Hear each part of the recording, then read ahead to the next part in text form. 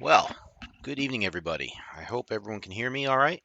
This is 21st Century Jedi, and I am going to do a little something different today.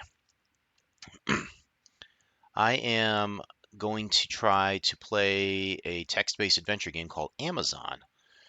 This is a game I used to play when I was younger, and I used to play all sorts of different Commodore games, and text-based adventure games were challenging to say the least because back then, of course, there was no internet. We couldn't look up solutions online like we can today. So you kind of had to either play it with your friends and kind of, crowdsource some ideas, or you had to spend weeks and weeks to figure it out, if you figured it out at all. I forgot about that sound. That is the intro music. Welcome to NSRT Computer Systems. Your clearance, top secret. Ooh. Your mission, extremely hazardous. It's a perfect kind of mission. Your chance of survival, minimal. Wonderful. Why not, right? NSRT file, Amazon. Just trying to see something here. Written by Michael Crichton, programmed by Stephen Werity, illustrated by David Durand. Create a save disk before starting.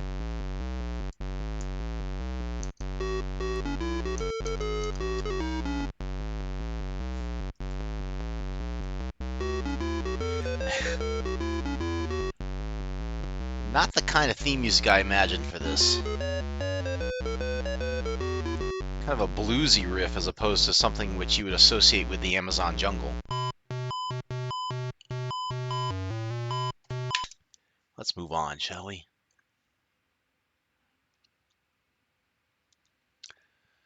Oh, well. I hope everybody's doing okay today. I had a slightly difficult day today. My right eye still isn't 100%, and I need to keep working on it with eye drops, I guess, to more aggressively take out the white blood cells here. You are in an NSRT at 10 p.m. awaiting a satellite communication from the Amazon.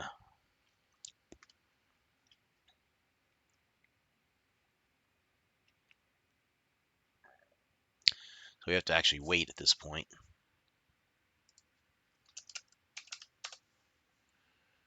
The transmission from the Amazon is coming in. Tune it in with your joystick. Oh, geez.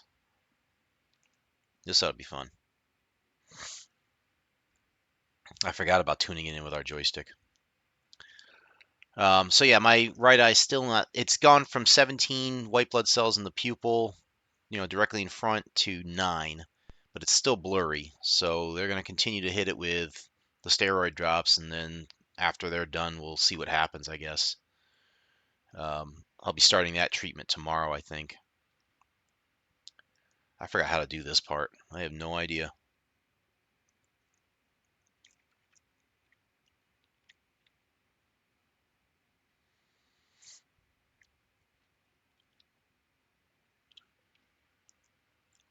Still waiting for it to load here, so be patient.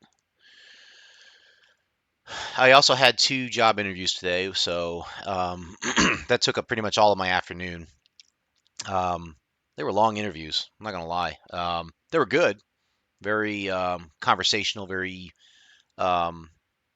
free flowing, and they seemed very good, in terms of like my prospects and as well as the people I might be going to work for. We'll just have to see if they pan out in anything or not. Oh, right. So now what?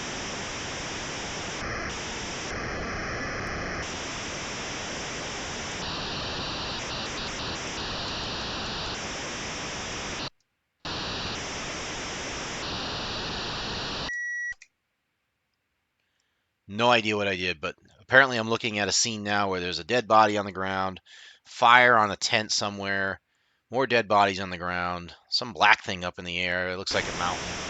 Oh, we lost the signal again.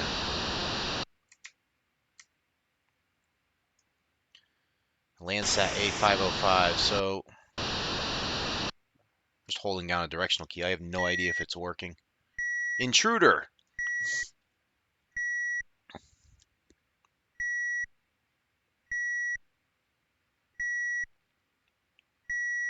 Hey, Foxfire, thanks for stopping in, man. No worries. If you're tired, I get it.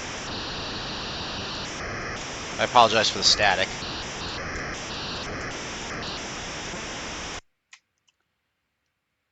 I have no idea if we did anything right there or not. 3:30 a.m. Yeah, definitely go to sleep, dude. Um, my day was okay. 2 interviews, they went okay. My right eye's still not 100% yet. Still working on that. You're caught up to date. Go on and go to sleep. So we're gonna walk through this game called Amazon,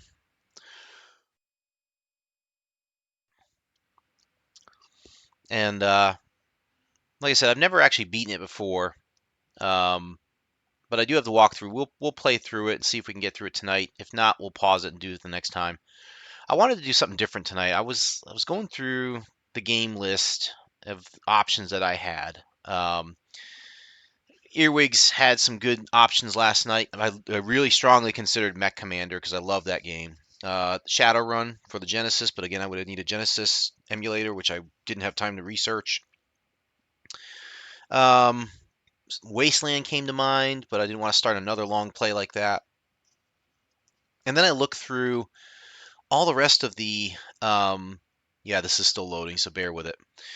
I looked through a lot of the other game options of like the top 100 games that people list online and stuff, and I noticed something. Most of the games, for the Commodore at least, the phone rings, it's Murphy. He wants to see you in his office, it's urgent. Okay, Murphy, you're gonna have to wait a second while I tell the people all about these games. Um, excuse me. I noticed that most of the games, at least in the top 100 that I saw, are RPGs. I.e., Dungeons and Dragons types games. Ultima, Fantasy Star, or Bard's Tale. I mean, you name it. There's a bunch of them. Even like new ones. There's somebody recommended Eye of the Beholder. I'm gonna shut this down. Hold on a second. Eye of the Beholder. While yes, I definitely want to play it. It's also from 2022. So while yes, it's not technically retro, I would consider playing that one. Except two problems. Number one, I have to purchase the game. It's not one of those things that's abandoned where somebody actually produced it. Well, I take that back. I did download the game, I believe, because it is public domain software. So I would have had to pay for the game if it was a purchasable game, but it looks like I think I got that one because it was in the public domain or something. The second problem I have is, again, it's an RPG. Um, I'm trying to limit the RPGs right now because I don't want to just keep playing nothing but. I want to try and vary things up a bit. If you stuck with nothing but space-based games or RPGs, that's all I'd be playing for the next year and a half, maybe 2 years on this channel. I don't want to do that. I want to expand things a little bit. I want to give some variety, and that's why we're doing this tonight. This is a game, again, a text-based adventure game with graphics, and it allows us to kind of change things up a little bit. We can come back to Diablo 2 next week or do whatever else. But I just wanted to kind of switch it up a little bit. So, um, according to this, we are supposed to go to office.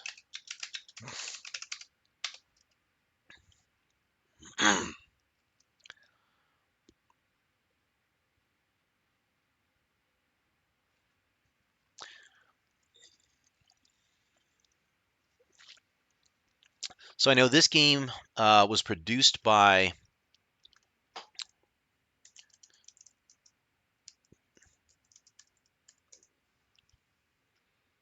Telarium. Um,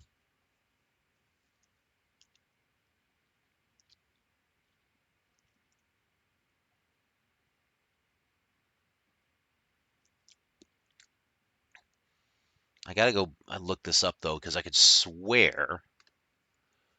Yes. Okay. So, what's our name? So it's gonna be 21CJ. There we go. Murphy begins to search the papers on his desk. You say your name is 21CJ? Yes, I am.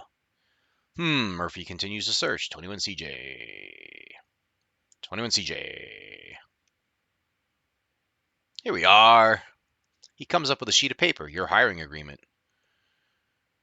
He studies it while you wait.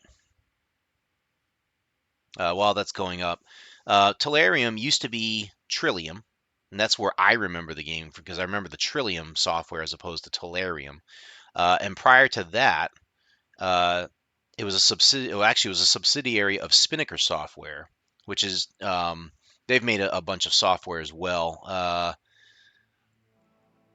Well, hey, Lou Walker 22, thanks for the follow.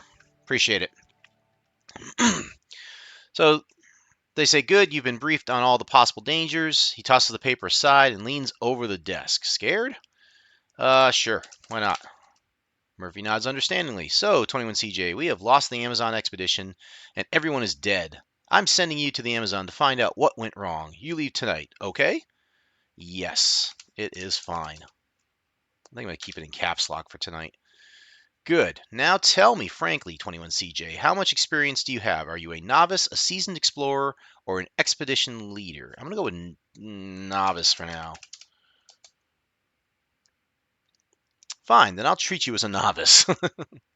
He gives you a sealed letter and says you're dismissed. Good luck, 21CJ. Now hurry to the airport. Okay. Well, with that,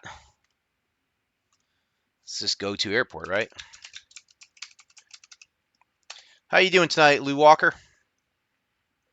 Glad to have you aboard, my friend. Okay. You're in Washington Airport late at night. The monitor shows destinations, gates, departing times, and boarding time. Time now is 12:21. Excuse me. So what we need to do is we need to open the letter because this is going to tell us our assignment. The letter from Murphy reads, we believe that vicious Huni warriors killed the last expedition.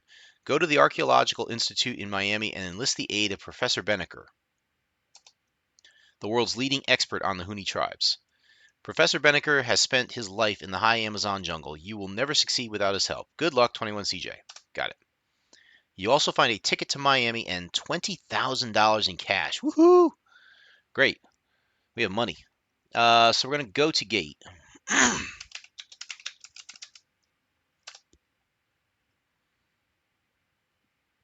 To where? And now the time's changed. Now we got Los Angeles, Miami, Quito, Cuzco, London, Tokyo, and Nairobi. Miami. That's where we're going. Board a red eye. As you board the plane for Miami, a bearded, suspicious-looking man hurries to a phone booth and makes a call.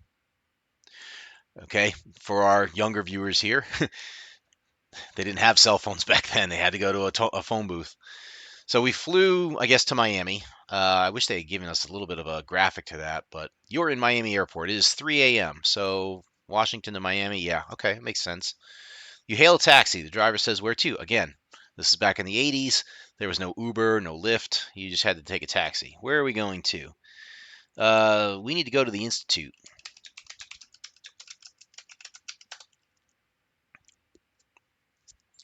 To finish up my spiel here about the history of this game,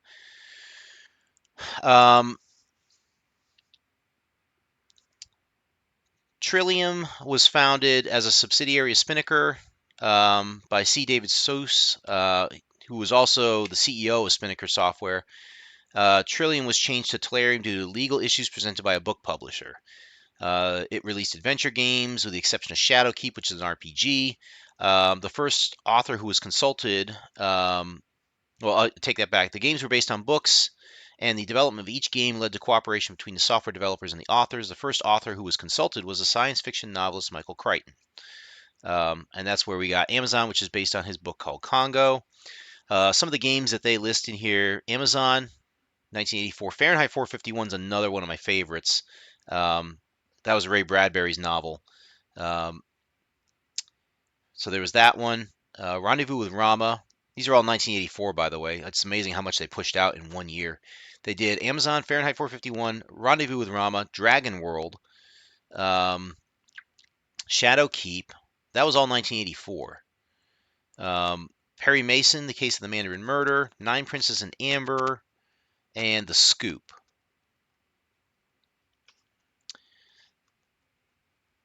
They did receive critical acclaim. They were praised for prime quality text, detailed graphics, and interactive opportunities. What else did they say about it? Specifically about the Amazon game? It was the best-selling Telarium title with as many as 100,000 copies sold, the majority likely for the Commodore 64. So it did also get a lot of good critical praise as well in CGW, Family Computing, and so on. Uh, the the primary the primary positives that they got out of this one was uh, really the fact that they were using graphics, text, and combining it with the work of a science fiction novelist or based loosely on his book. Um, the combination of those three things is really what drove the positive praise for this game. So we're going to say no to this.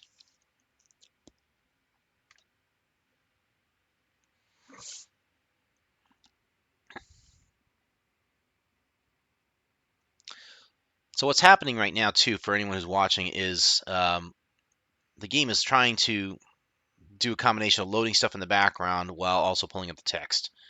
So it's trying to load a graphic and preload it in the background. Now you're going to see that thing rendered on the screen.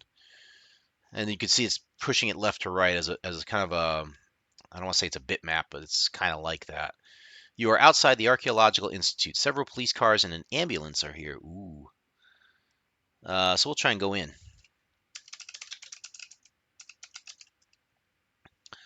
The graphics, I mean, when you look at them, they're kind of crude for today's standards. There's really no shading in here. There's no, um, you know, they try to get some depth, through some orthogonal projection here, but really, when you look at the graphics here, you're like, man, this feels like a kid drew it. But again, this is 1984, and computer graphics in games back then were kind of rudimentary still. I mean, they were coming along, don't get me wrong, but trying to combine this with a text-based adventure game. And by the way, this game itself spanned 4 diskettes, so a lot of data going into this. But yeah, it's quite interesting, where they came from and where we're at now.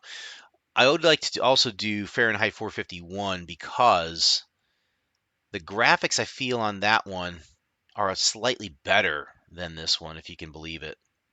A policeman blocks your way. Not so fast. This area is off limits except for official business. So we're going to show the letter. This is my official business. The policeman reads your letter. He says, okay, 21CJ.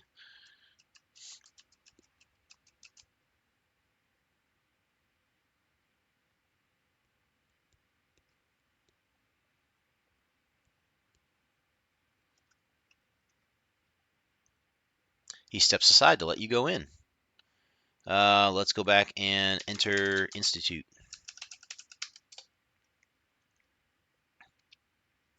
You are inside the Archaeological Institute. A secretary is crying. It's terrible, just terrible. Who would want to harm that poor man? He didn't have an enemy in the world. She seems to notice you for the first time. What's your name? 21 CJ. Yeah, can't type today. There we go. You're too late, 21 CJ. Professor Benneker is dead, murdered not 1 hour ago. What a tragedy. Did you come for the notebooks of his expeditions to South America? Yes, I did. Then go down the east wing to his office. No one's been allowed inside since the murder, but I'm sure it's all right if you take a look. They were pretty lax with crime scenes back then, weren't they? So we're going to go to office. Yeah, go right ahead. Mess around with the crime scene. It's okay. You're cool. You are outside Professor Benneker's office. The door's open. You hear the sound of crying inside. Enter office.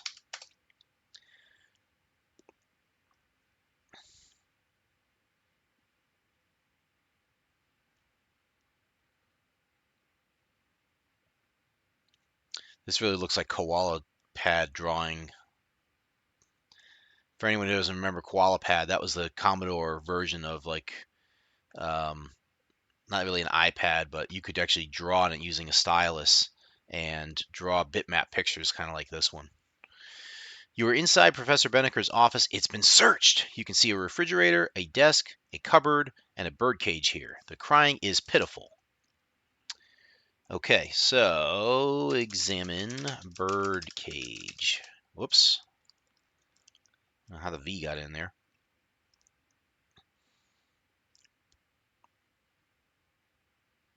Let's see if the parser picks this up or not.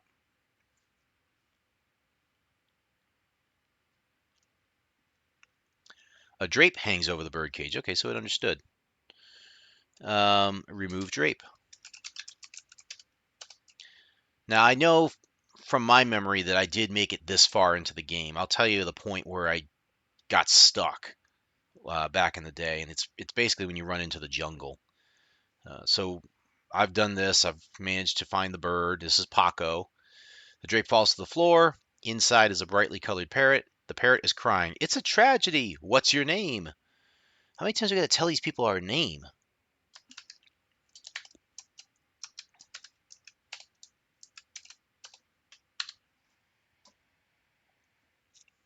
The parrot says, I'm Paco. Open my cage so I can get out of here, 21CJ. How the heck does it know that? Open cage.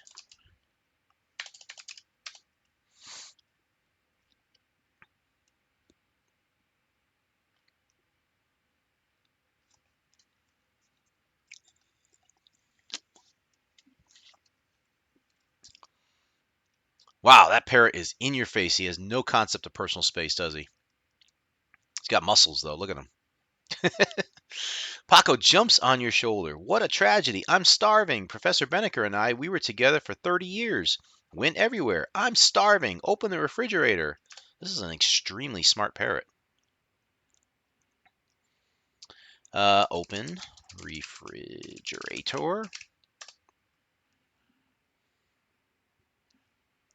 You see some medicine and a piece of fruit. Get medicine.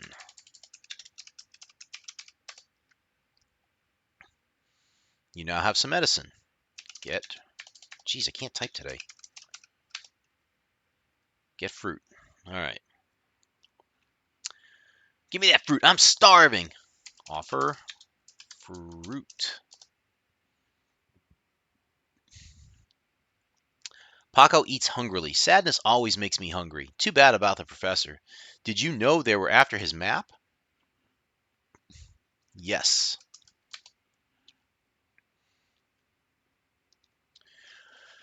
The map to the lost city of Chak. They wanted it, same as you. I'll take you to the lost city if you're nice to me, okay? Yes. That's okay. Paco says, just one thing. Don't make me cross over water because I almost drowned in a shipwreck with the professor and I hate water, okay? Okay.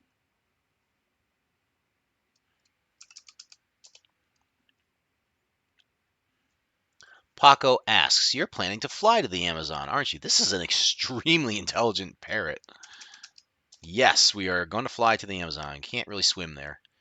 Okay, Paco says, you got a deal. From now on, whenever you need help, just say Paco.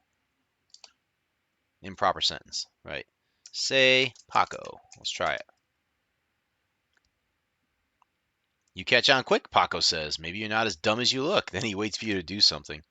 Paco is waiting for you. You can see a refrigerator, a desk, a cupboard, and a bird cage here. So we've already done the fridge and the bird cage. We have the desk and the cupboard to look at now. Okay.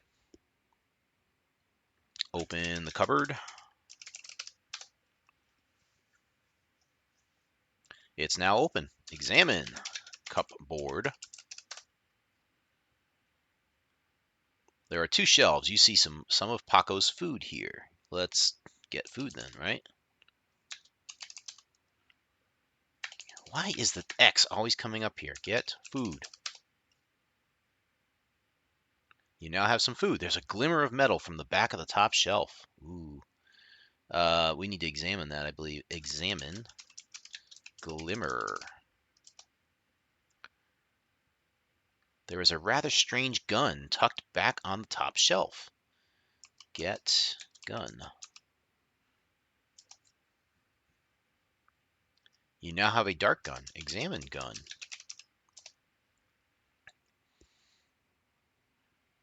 It's a gas-powered dart gun with Thorolin tranquilizer darts. Nice. Um,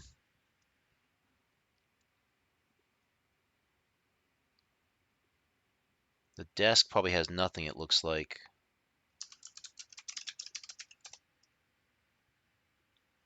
The desk has been searched. All the drawers are empty. There you go. Okay. Leave office.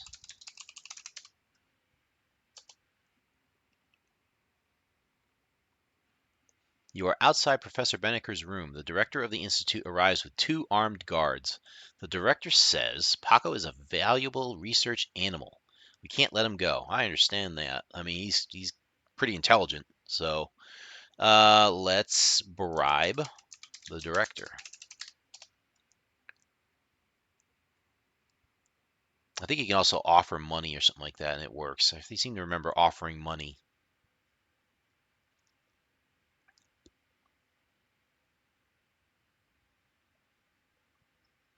The director says, perhaps we can arrange something, say $20,000, okay?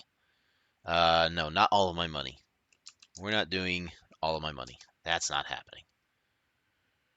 I'm reasonable, the director says. Let's make it $15,000. Yes or no? Nah, I don't think so, love. The director is becoming dangerously impatient. You had better pay him what he wants. $10,000 or I'll have you arrested. Yes or no? No. All right, I'll settle for 5,000. Push over. The director takes your money and leaves. If you hurry to the airport, you can catch the 9 a.m. flight to South America. Paco is eager to go to the airport. Wonderful. Go to airport.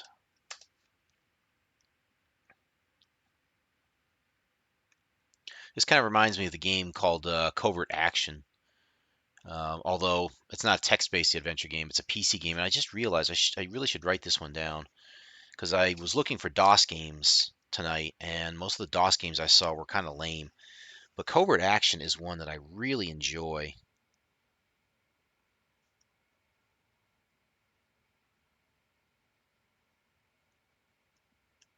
Just jot that one down so I don't forget it.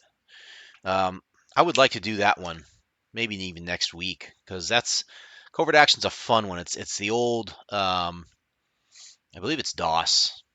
Pretty sure it wasn't Windows. And that's a fun one where you could be a secret agent and you play these mini games and stuff, and you do a lot of traveling, but to airports and stuff, and that's what this is kind of reminding me of right now. A ticket to the Amazon costs $2,500. Paco says, buy 2 tickets. I'm not flying with the luggage. That's for the birds.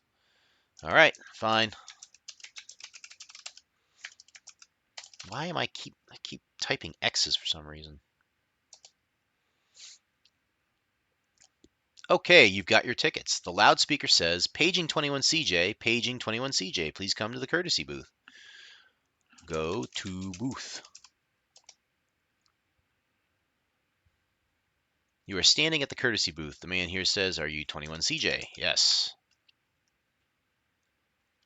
The man holds out your expedition equipment. Here, take your backpack. Get back. Seriously. All right, you know what?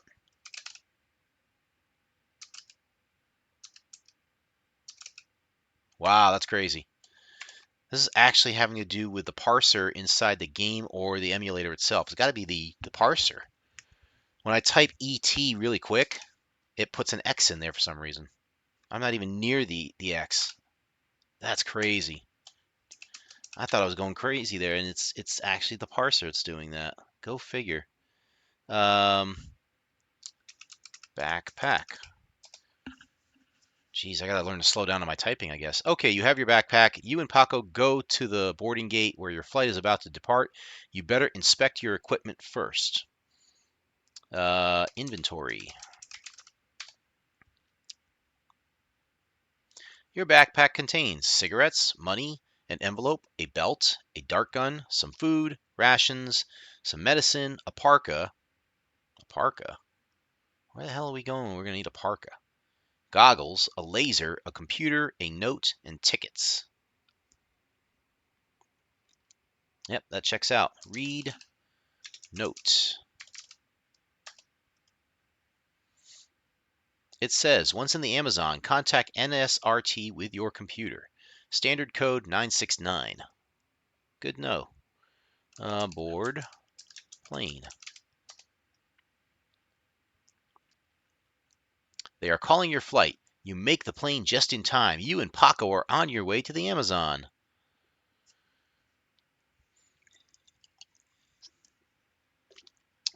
Please insert disk B in drive 0. Please press any key when ready.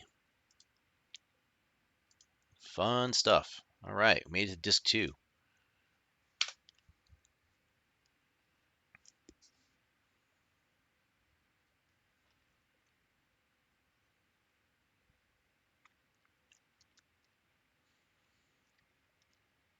I don't know if I'm going to make it through this tonight or not. Good work. Fantastic. We made it to the second disk.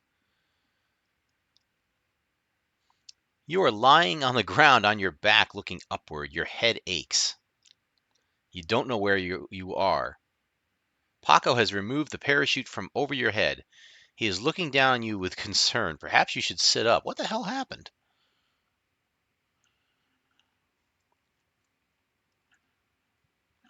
Why did I parachute into the jungle?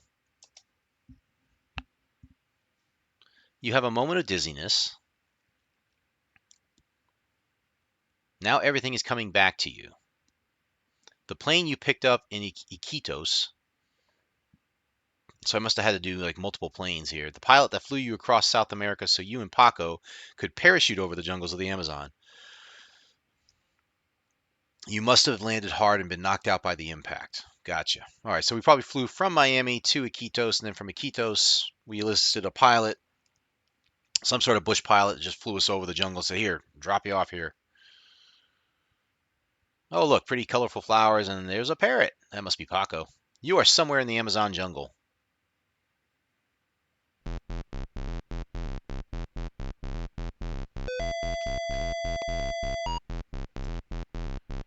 All right, different theme music.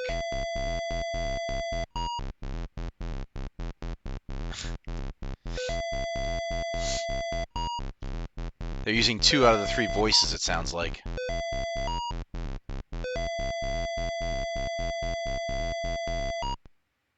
That's you'd think they could have used the 3rd Sid voice in there.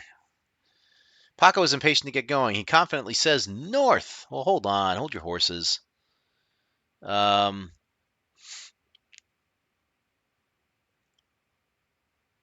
right, so we got to go north.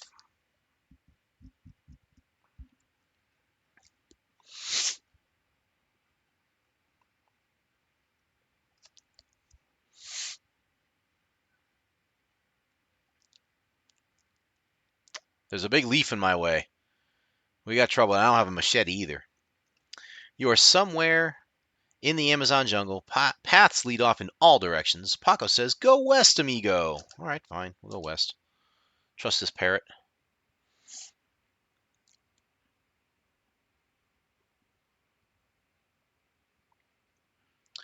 You are somewhere in the Amazon jungle. Paco looks confused.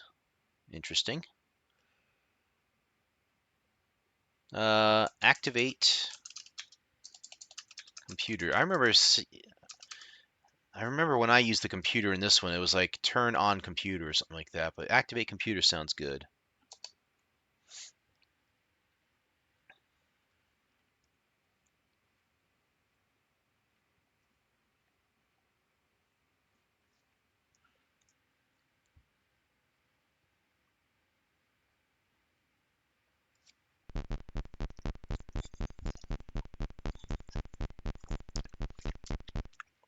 I always thought this part was really cool. The concept of, again, this is the 80s and stuff we're talking about here. So back then we didn't have even a laptop. Laptops were still kind of, you know, unheard of at the time. You had these gigantic portable computers, but nothing you could parachute into the jungle with, right? The idea of having computers in a briefcase were the big thing back then, right? Let alone something like a laptop or a smartphone or something like that. So the idea of like being in the jungle on an adventure, and then you activate your little computer, and you see it come up in front of you like this, and it's like, ooh, top secret stuff, and like it really kind of fed into the whole adventure mantra here. So I really dug this. Oh goodness, let's not mess this up here. It is 969, right? Yeah. Locking transmission now.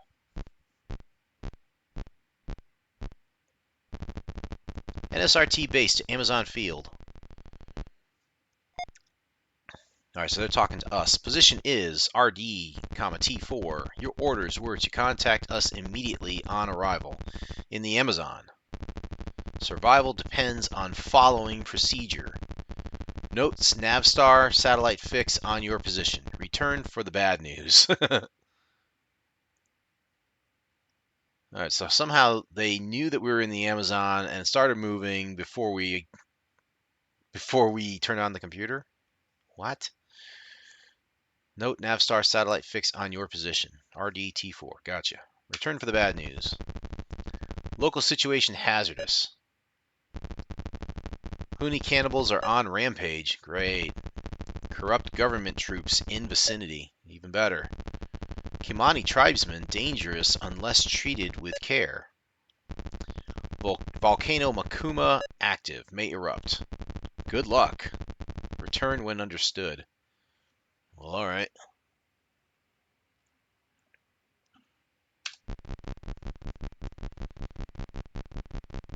This is how we deleted things back in the 1980s, apparently. Oh, goodness. I still think this is cool, honestly. Again, when you put yourself in the mindset of where we were back in like 1984, being able to do this sort of thing was really James Bond-like. And it's hard for somebody who wasn't living through that time to truly understand that. The best I can do is relate it to you through my storytelling here. Transmission terminated. Computer is now off. Okay. They don't give you anything about like what direction to go in.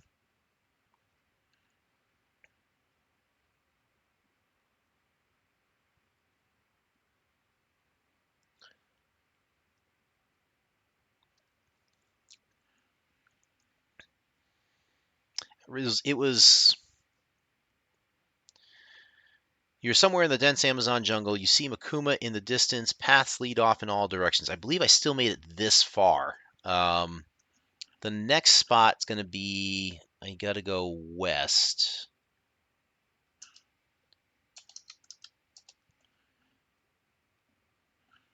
I don't remember if I hit the Jaguar or not.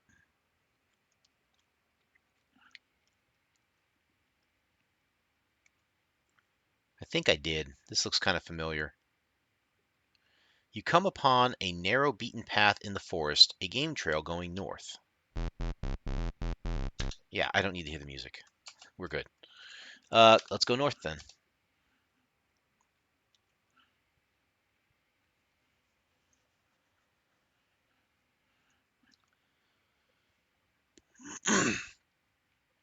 Yeah, I vaguely remember the Jaguar. A jaguar leaps out at you, snarling. You dodge it as Paco screeches angrily. I do remember that. Um, I'll say this. That jaguar was probably drawn better than anything I could have drawn in this medium. The jaguar slinks off to the west. Um, yeah, it looks silly now, but honestly, I couldn't draw anything better back then. I'd be very hard pressed to do so. All right, so we went north, and now we got to go north again because we don't want to go after the jaguar.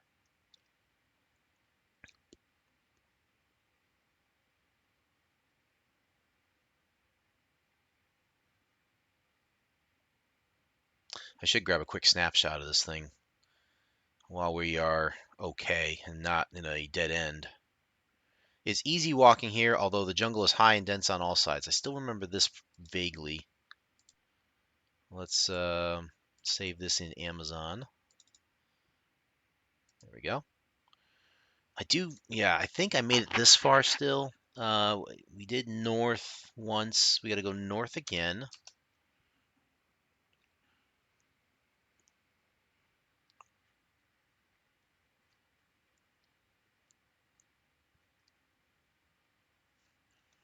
Ugh, they call it outside the lines on this one.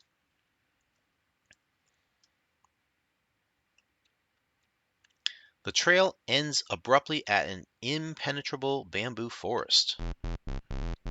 All right, enough of the music already.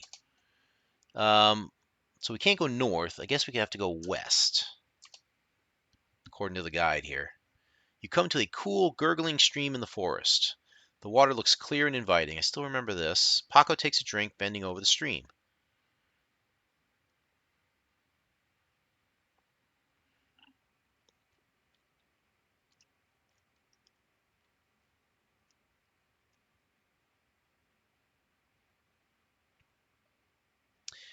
I feel like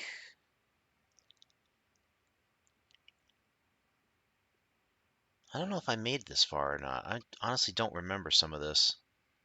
I'm looking at the guide ahead of here. I don't know if I made it to the stream now. I don't remember that arrow. An arrow whisks past you and thuds into a tree trunk.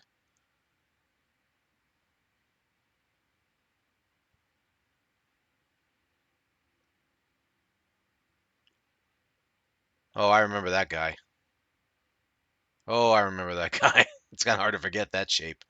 A Kimani steps from the jungle, his bow and arrow held ready. The wrong gesture here will mean instant death. I do remember this. I smile here. The Kimani takes you to his village. Dot, dot, dot, dot.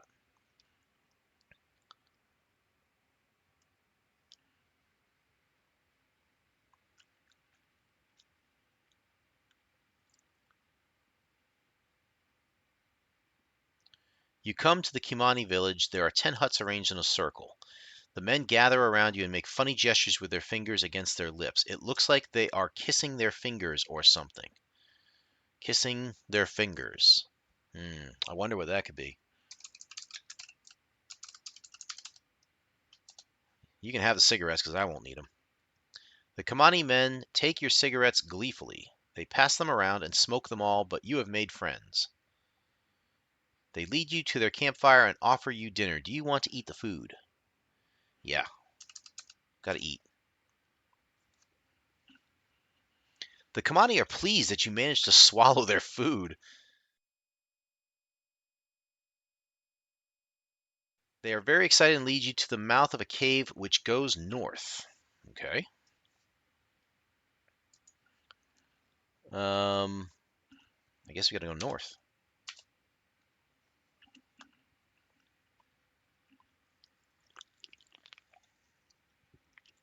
You are in a north-south passage in the cave. It's dark and smelly. Bats rustle leathery wings overhead, and a warm rain of bat guano falls on your head. Perhaps this isn't such a good idea. Ew. Bat guano. Yuck. We have to go north 4 times. This is the second time. You are in a cave with a north-south passage. It is too dark to see, but you feel a fresh breeze from the north. You gotta keep going.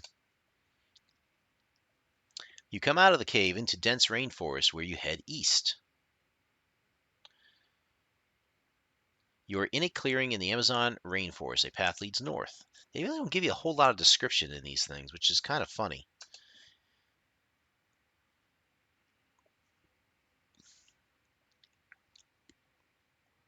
I mean, text really isn't that cheap, or that expensive, I should say, to layer into these games. I do vaguely remember this picture. You break through the jungle abruptly and come upon government soldiers, most of them drunk or on drugs. It's a dangerous situation. You think? Men with weapons and drugs? What could possibly go wrong? Wait. The government soldiers capture you. I do remember this. Paco sneaks into the jungle and hides. I do remember that. You are powerless to do anything. The soldiers take you to their camp.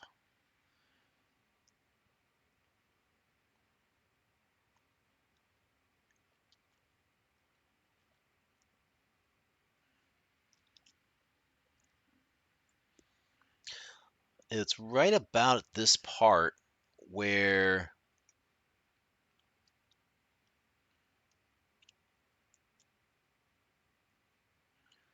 yeah, this is about this part is where I got close to ending here. All around you, soldiers are firing machine guns and something, something, something. Looks like our pack was taken, I think. I do remember the tent. You were taken into a tent and tied securely. Okay. We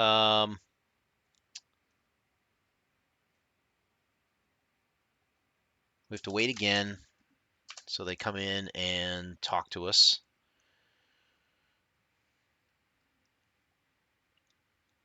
I do remember this dude. Honestly, it's not a bad likeness of Carl Weathers, God rest his soul. The captain says, "What are you doing here, my friend?" Waiting.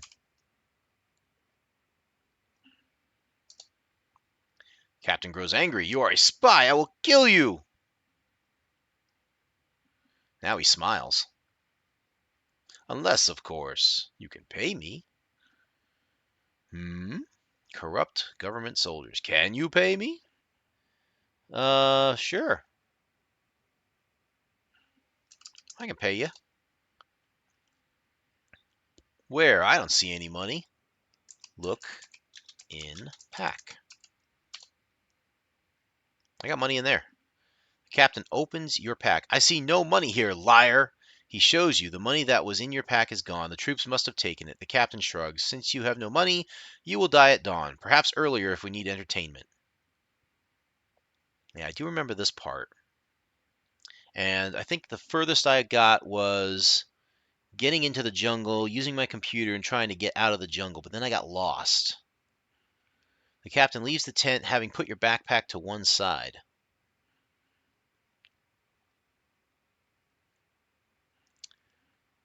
Now it's nighttime. Night has fallen. The camp is quiet. The men snoring drunkenly. You hear sound from outside your tent. A squawk. Uh, Say Paco. "Get over here, bird brain." Paco enters the tent. He sees that you are tied and releases you. "Yes, I knew rescuing you was a good idea." You can see a backpack here. You are in a tent in the government troop camp at night. Outside, soldiers snore drunkenly. The tent opens west. You can see a backpack here. Yes. Get backpack. Give me that thing. You now have a backpack. Curious, can we get the inventory? Your backpack contains an envelope, a belt, a dart gun, some food, rations, some medicine, a parka, goggles, a laser, a computer, a note. Interesting they didn't take any of that other stuff, which would have been worth money, most likely. I guess the cash was all they cared about. All right, so from here, we're supposed to exit the tent west. I remember doing this. You are in the center of the government camp at night. It is very dark. You can barely see the outlines of sleeping soldiers clutching their machine guns. The wrong move here will mean instant death. You're supposed to wear your goggles. These are your night vision goggles, which I believe ironically show up as red instead of green, but we'll digress. Oh, purple, I'm sorry. Ultraviolet.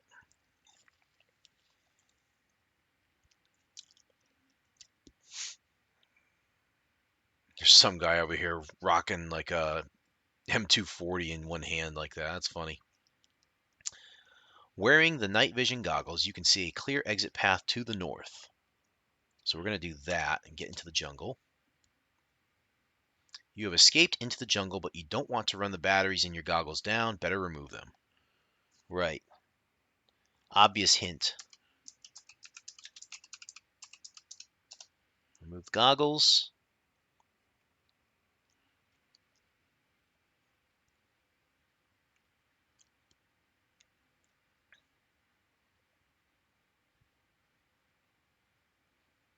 You are somewhere in the jungle at night. You can see nothing. You hear the shouts of government troops who have now discovered your escape.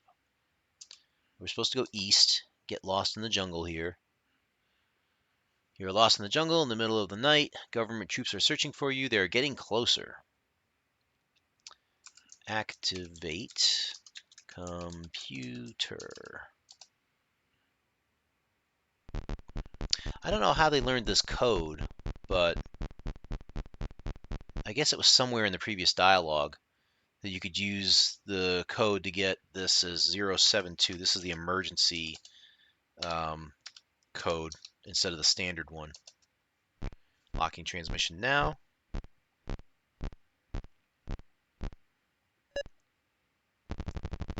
Emergency transmission.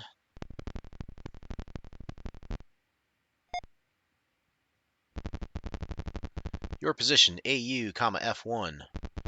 Hi there. We thought you'd be sound asleep by now. Yeah, aren't you guys funny? Here in Washington, it's a beautiful evening, not too humid, and the LA Raiders are killing the Redskins 42-0 at halftime. By the way, anything wrong? Jeez. Look how dated this is. The LA Raiders. Forget the whole Redskins thing and the controversy around that, but the LA Raiders, that tells you it's from 1984. Anything wrong? Heck yes. Well, why didn't you say so? We'll lead you out of this jam. Return when ready. Save campsite at WP, T1. Your position now AU, F1. Like, those coordinates mean a darn thing. So I guess here, interesting. Yeah, this is the one I don't think I could figure out. I never made it to this campsite. This is where I got stuck. Save campsite at WPT1. Your position now AUT1. Okay. North. Save campsite at WPT1. Your position now SST1. Like, how did that even make sense? North. Save campsite at WPT1. Your position now SRT1. How did we go from AU to SS to SR? Your position now, WPT1. You have reached a safe campsite. Murphy says, congratulations. Rest here until morning. Return when understood. Turn off the computer. Yeah, so this is as far as I made it. I never made it through trying to figure out those coordinates, I guess. I certainly don't remember it.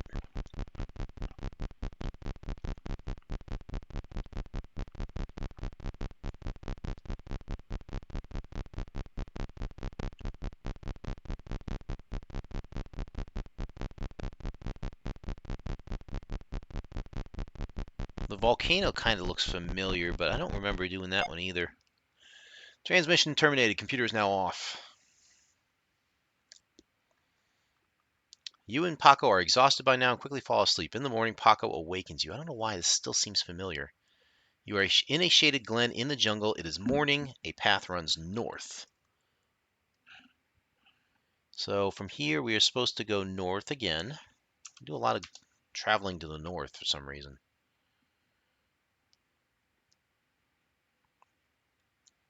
Please insert disk C in drive 0. Beautiful. All right, getting there. Load that up. We might actually get through this tonight.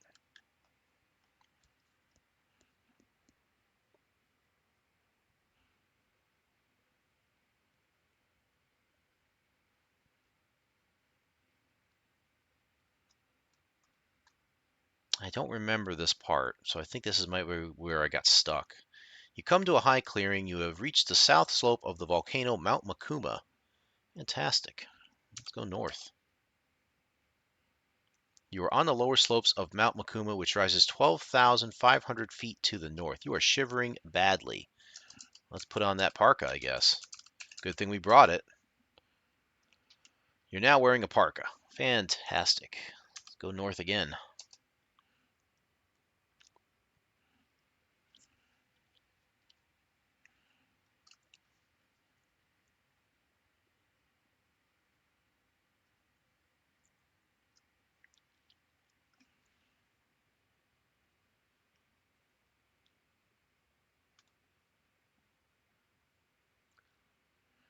You're at 11,000 feet elevation on the slopes of Makuma. It has begun to snow. The air is thin. I believe we're supposed to go north still, right?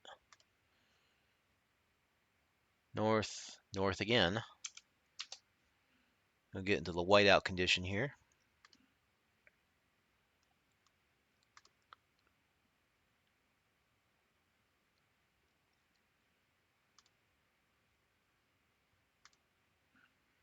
You are in a blinding snowstorm on the slopes of Mount Makuma. Visibility is 0. You can't see 2 feet. Even though I've got 2 feet, huh? Fantastic. So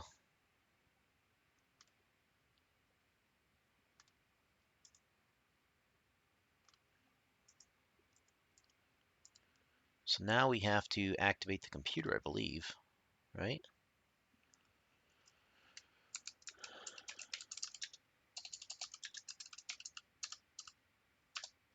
Let that boot up.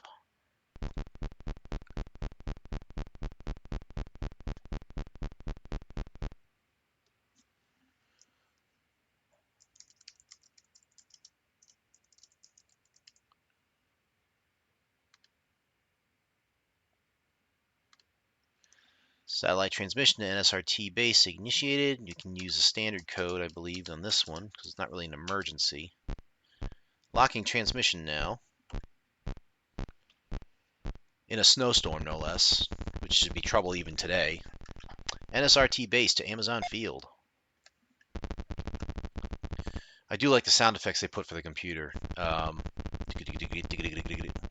You must be having some real weather. Satellite shows blinding snowstorm on Makuma. The summit is clear. Go there. We'll track your moves. Return when ready. Sure. Your position now, PE, C4, enter next direction. Where are we going to go? We're going to go, surprise, north.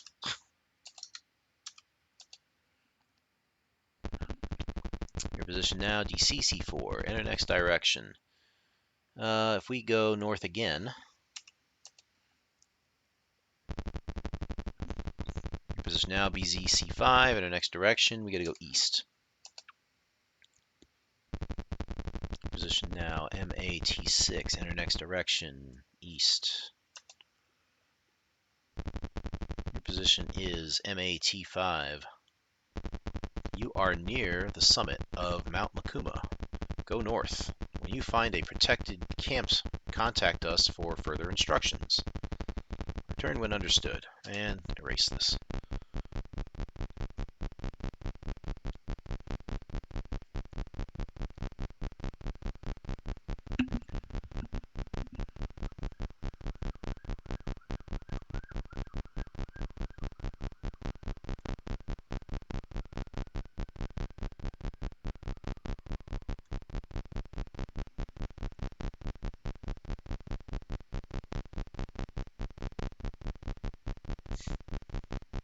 I do like the computer sound effect. I won't lie. I think it was good. It's fitting for the time.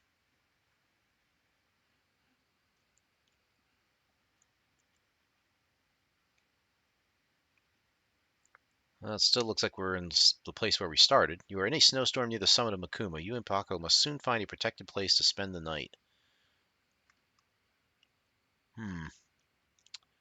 Okie dokie. Where do we need to go next? What was the guide saying? I'm missing it here. Hold on.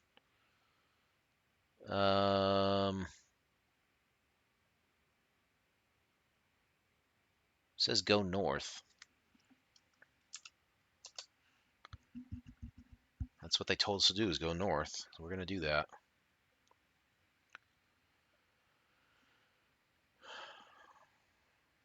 Oh, look at this.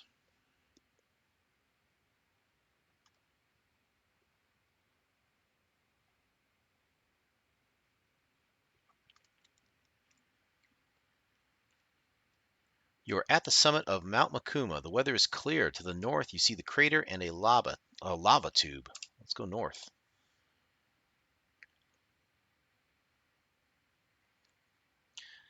Ascending the summit of an active volcano that could erupt at any moment. What could possibly go wrong?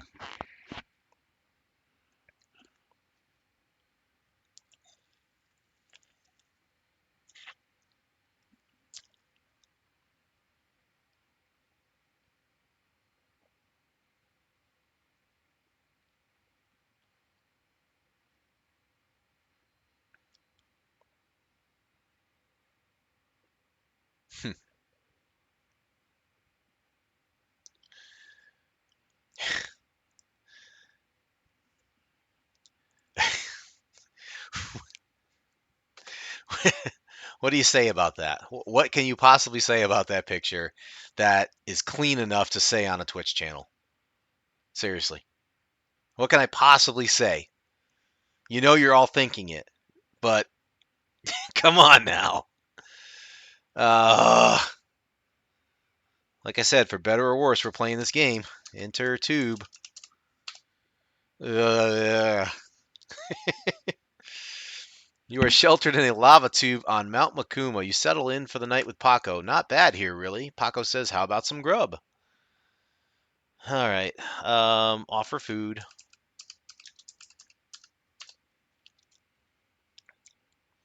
Okay. Paco gets his food and looks sleepy. You're sleepy too.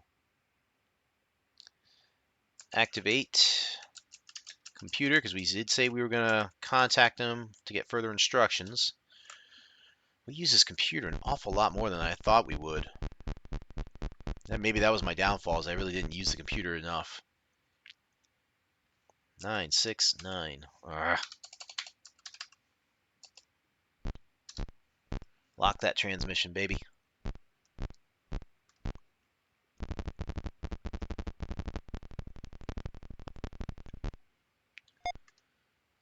Okay. Your position is BZ, T4. Record your position on summit of Makuma. Good progress. Bulletins follow. To descend volcano, enter the crater to the north. You should reach the Rio Segura late tomorrow. Able Bridge washed out. We are airdropping a boat tomorrow. Return when ready. You must tranquilize Paco at the Rio Segura. He doesn't like water. Return when understood. So we're just going to jump into the lava crater, apparently. Oh, goodness gracious.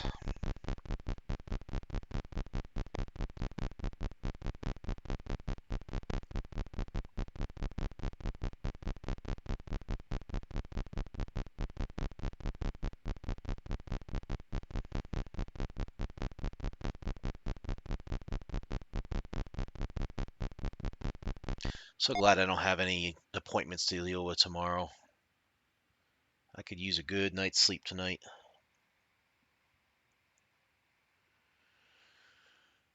All right, transmission terminated. Computer is now off. You are sheltered in a lava tube on Mount Makuma. It's been a long day. You need some sleep. Right, so we're going to do that.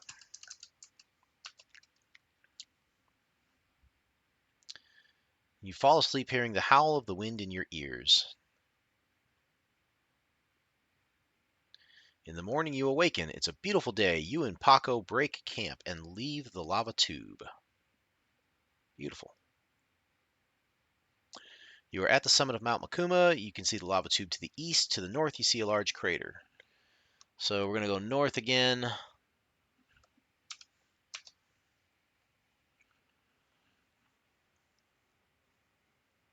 We are going to have to activate the computer a couple more times. Look at that. You are at the summit of Mount Makuma. You can now see the crater to the north clearly. It is a deep crater with glowing red lava. Jump right in. You have entered the volcano Makuma. As you descend into the crater, you feel the heat of the lava lake. You find a narrow footpath and follow it down to the level of the lava where it appears to head north. Well, let's get out of here. I don't want to be in no volcano. because I don't know where I'm going to go when the volcano blows. You pass through an opening in the crater wall and descend the north slope of Makuma for several hours.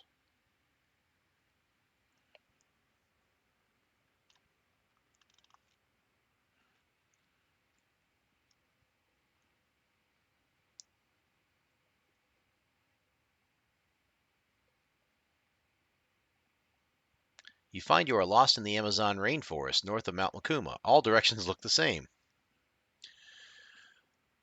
I'll go north.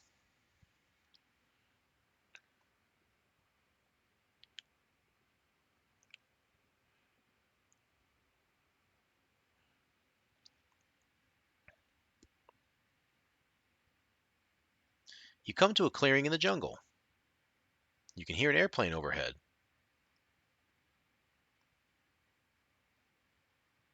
I would have been impressed if they put the airplane sound in there.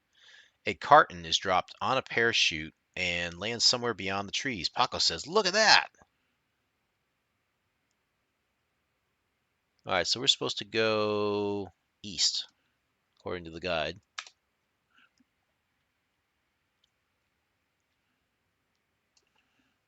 We're actually doing pretty well here. We're moving along pretty fast. I think we can get through this tonight. You are lost in the Amazon jungle. All directions look the same. You hear the river nearby. I think we just need to keep going east here.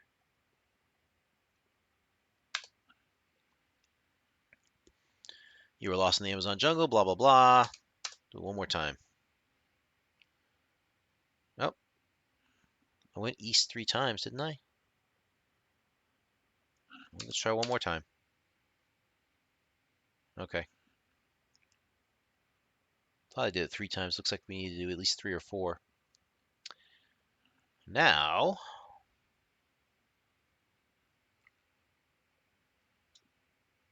you are in the jungle near the river. You can see a carton and a parachute here. Yes! I'm going to get that parachute. Add it to my collection.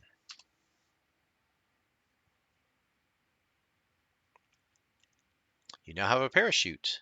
Open carton. Got our supplies. The carton contains a powerful rifle, a telescoping oar, and an inflatable raft. Beautiful. Get oar. Leave the rest?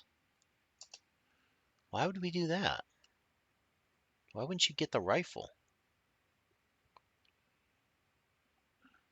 You now have an oar. Okay. Apparently we're just supposed to leave the rest. If it were me, I'd take the raft and the rifle, but I suspect that the raft may not be takeable. It might be too big. We'll see.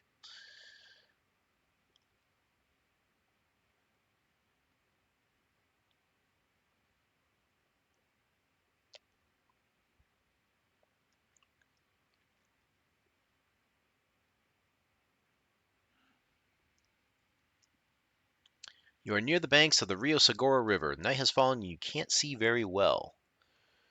So now we're supposed to wear goggles. Logically, right?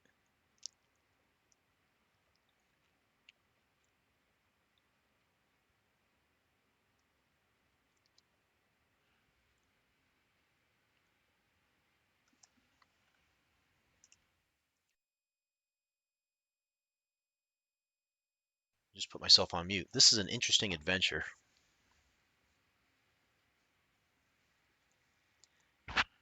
Unfortunately, they didn't put a lot of depth into it, which I really hope they would. A little more descriptive, even though you've got pictures. It would be nice to be able to, get a little bit more flavor text to this. You are near the banks of the Rio Segura River. A hippo feeds on the shore. Paco appears amused. Aha. We're supposed to freeze here because we don't want to enrage the hippo. I don't know why Paco would be amused by that. Load up the screen.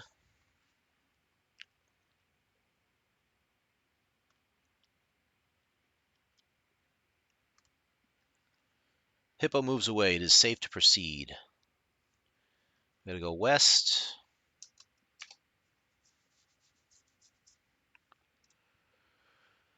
The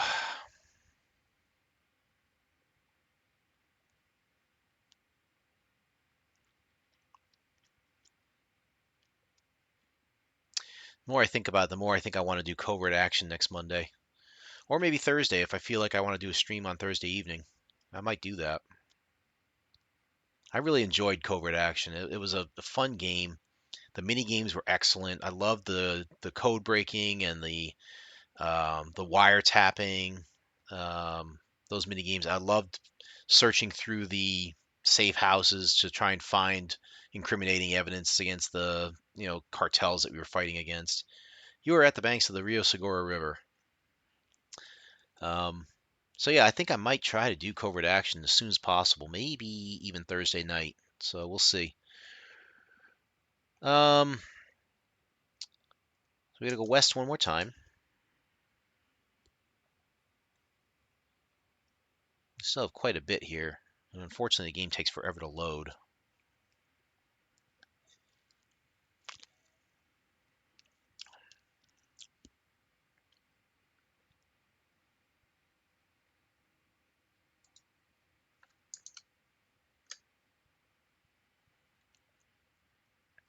You are at a bend in the Rio Segura River. There's a native boat here. Perfect. All right, let's examine this boat.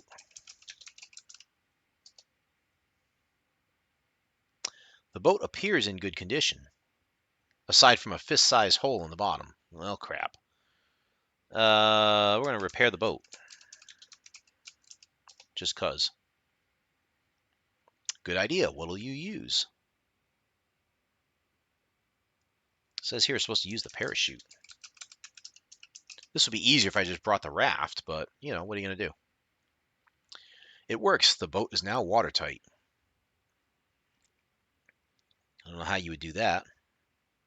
Shoot Paco. Because remember, Paco hates water. Whoosh! The dart thuds into Paco's chest. He gives an angry screech and collapses in your hands. Betrayal, I know. Enter boat. Okay. You and Paco are in the boat. Cross. Oh, type too fast. You're in a boat on the shore of the Rio Segura River, ready to cross. Cross river.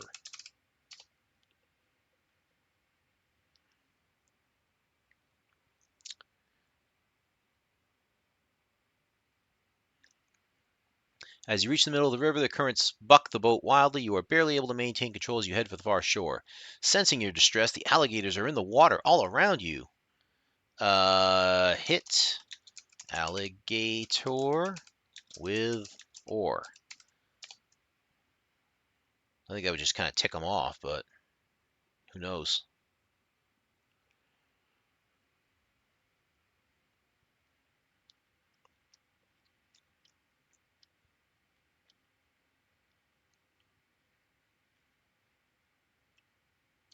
You beat the alligators away. They depart with a thrashing and gnashing of teeth. You have a moment to catch your breath.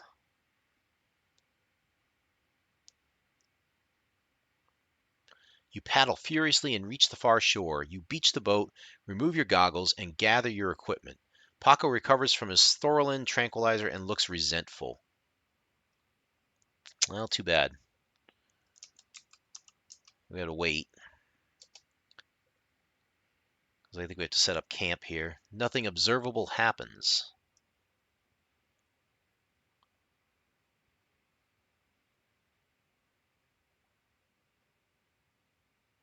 We have to wait again.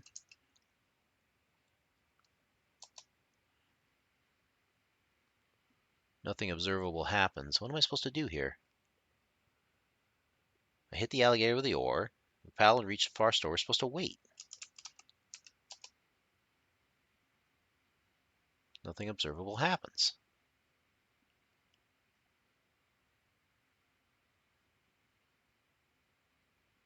It doesn't say we're supposed to move anywhere.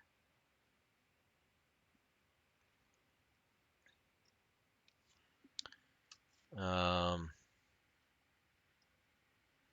don't know what we're supposed to do here. I'm kind of stuck. Set up camp? I don't think that's a command. Nothing observable happens. Well, that's great. Say Paco. Let's see what he has to say. Probably nothing great.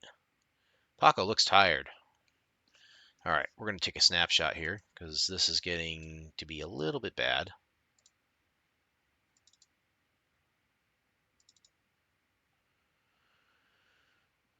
Because now we are deviating from the guide.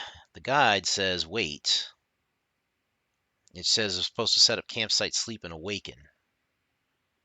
I don't think we're supposed to activate the computer yet.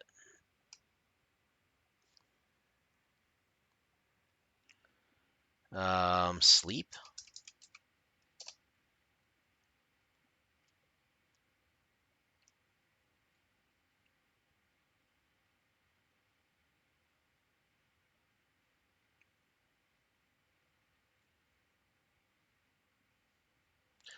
Okay, you quickly set up your campsite near the river. You intend to call Washington, but fall asleep on your computer. Although troops of monkeys screech in the trees overhead, nothing can keep you awake tonight. Uh-oh. I sense monkey shenanigans. You awaken to a beautiful sunny morning. Those screeching monkeys are gone. Paco is smiling and cheerful and has forgiven you for the dart. Your computer is beeping.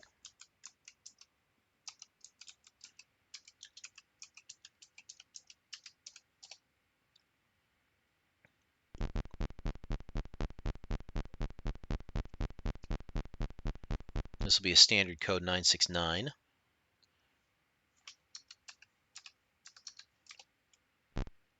Go ahead and lock in on that.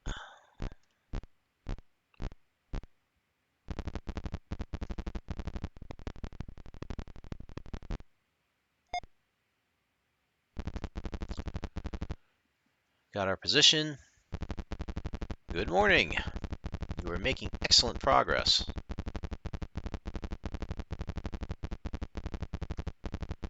The Rio Segura was the last major obstacle to the Lost City. Even Murphy is pleased. One question. Why didn't you check in with us last night?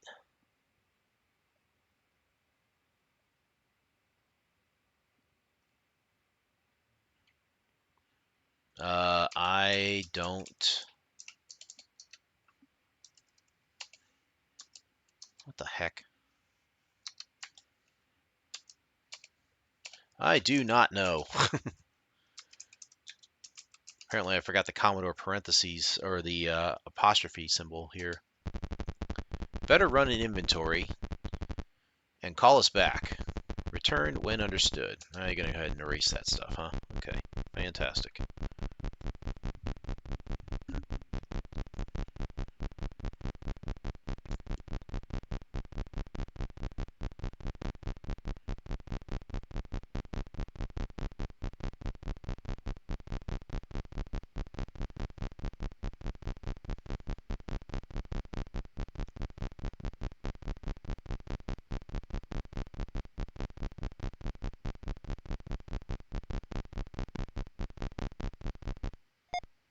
Transmission terminated. Computer's now off. We're going to run our inventory. You're camped near the north bank. There are tiny footprints in your tent. All of your equipment is missing.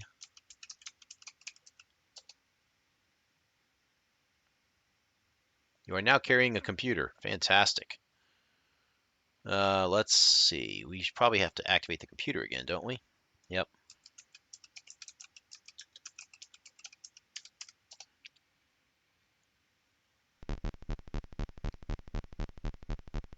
I always thought that we were supposed to use the computer sparingly in this game, and I realized that you have to use it all the time, apparently.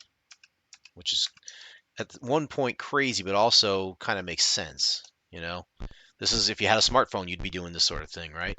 And that's kind of how I guess we can look at the computer. Only this was text-based, and smartphones can do so much more now. We can guess. Your backpack is missing. Any monkeys hanging around your camp last night? Yes. they've stolen your stuff. Luckily, we always sew a microtransmitter into the pack lining. We have a fix on the pack. We'll track your moves.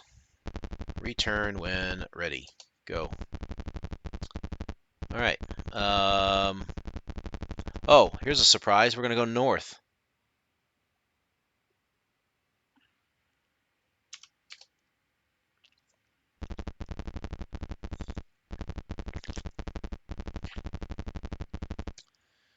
Keep going north.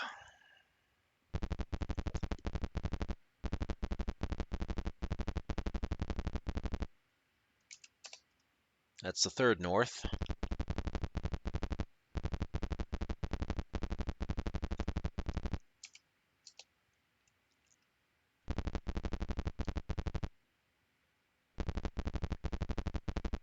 This isn't working very well. The monkeys are moving too fast. Return for graphic. Please insert disk A in drive 0. Oh, interesting. We're switching to the first disk now. Did not expect that. I guess we have to play a mini game now. Play the game using a joystick. You eventually recover your pack. I hope I'm good at this.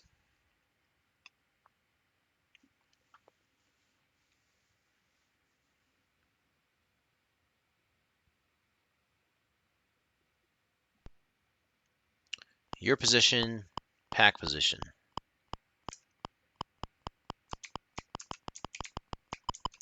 Yeah, get back here. Oh, wow, this is just to troll me now.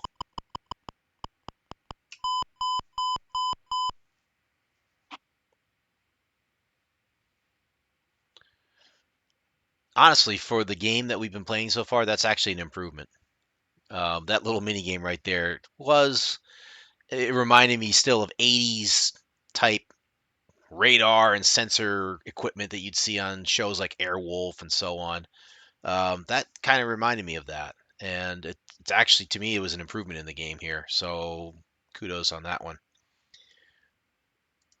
Attach disk C. Got it. It's amazing they call it disk C, A, B, C, and D as opposed to 1, 2, 3, or 4. Okay, so we got our pack back, our backpack, whatever you want to call it. All right, so we've only got 2 paragraphs left. We're moving pretty quickly.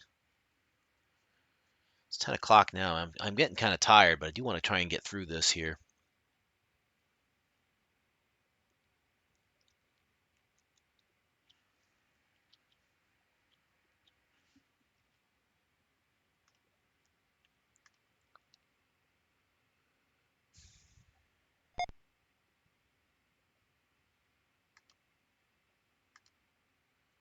The monkeys shriek and climb into the trees as they throw small stones down at you. You recover your pack. It appears in good condition, though some equipment has been lost.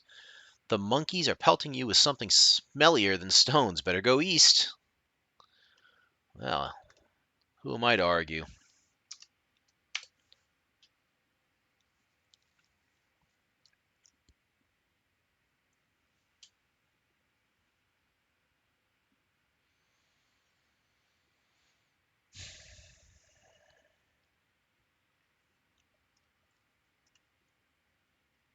You are on an east-west footpath. You hear the roar of a river to the east. Well, we're going to keep going that way then.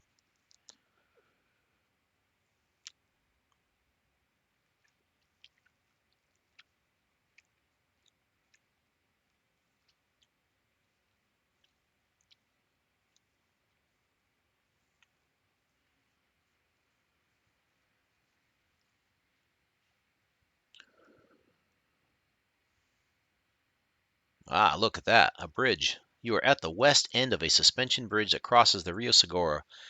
Paco says, forget it, squawk. All right, I know how to fix this. Use gun.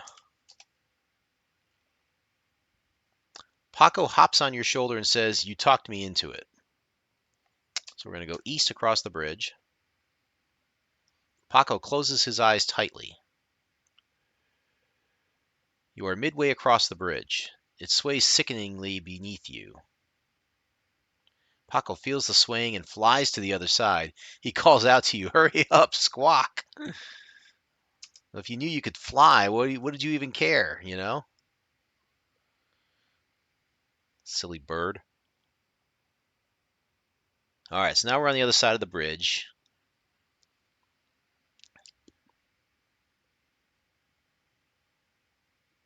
You make it to the east side of the gorge. Behind you, the bridge collapses. Paco points south. Well, isn't that great? So much for the bridge. We're not going back that way. Let's go south.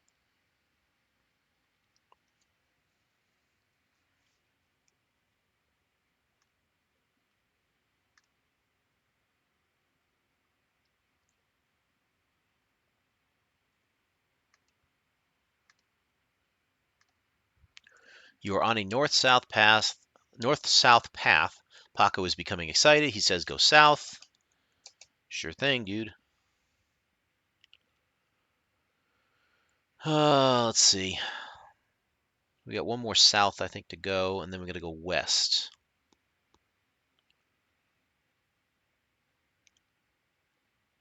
You are on a jungle path going south. Paco is very excited now. Let's keep going. Fantastic. I gotta clean my glasses, man. These are awful.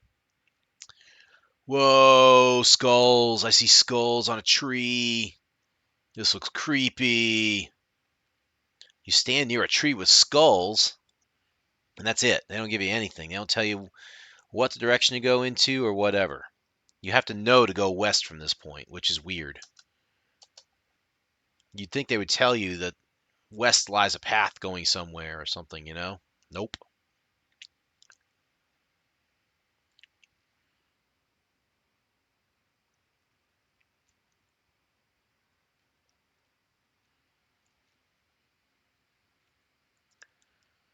You have found the entrance to the lost city of Chak. You smell an odor of decay. Your computer is beeping.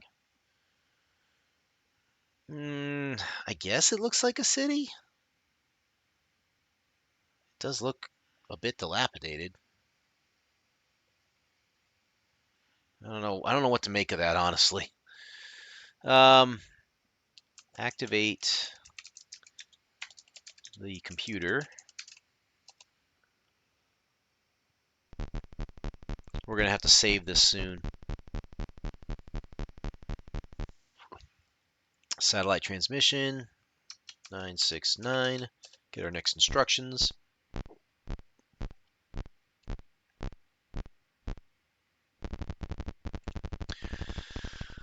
All right. Your position. Got it. Congratulations, you have reached the Lost City. Beautiful. Frankly, we never believed you'd make it. Bulletins follow. Thanks a lot, dudes. The Huni attack at night, so be in camp by 6 p.m. Be prepared to fight them with your goggles and laser ready. Return to continue. What's the laser going to do? You have rations for 5 days. Unless you find the emeralds in 5 days, you will starve. Well, thanks for the help, guys. Makuma may erupt at any time. We believe data from the videotape of the destroyed camp is crucial to your success. Transmitting it to memory now.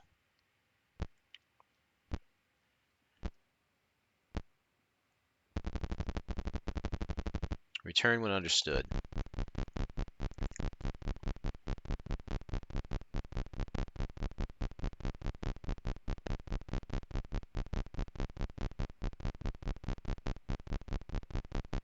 Alright, so once this closes down, I'm going to do another snapshot, and we will activate the laser and wear the goggles, and then we're going to have to deal with the game, the mini game here, which I have to give them credit for that.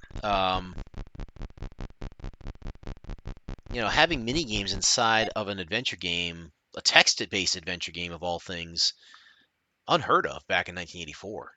In fact, this might even be the first game to do something like this, at least a text-based adventure game to do something like this. All other text-based adventure games were just that's it. That's text. You didn't even get pictures sometimes. All the Zorks, from the original Zork all the way on up, I think were mostly text-based. You didn't have graphics. You didn't have mini games. I got to give Telarium a lot of credit for this. You're at the entrance, it's getting dark, and you must camp. Paco says, "Go south, amigo." Well, before we do that, let's Alt S here. Games, Amazon. Beautiful. All right, great. So we're going to activate laser and wear goggles. Let's see if that command works.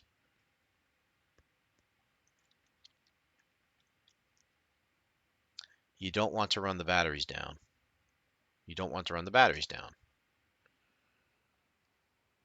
Oh, I guess we are supposed to go south and then go to the campsite.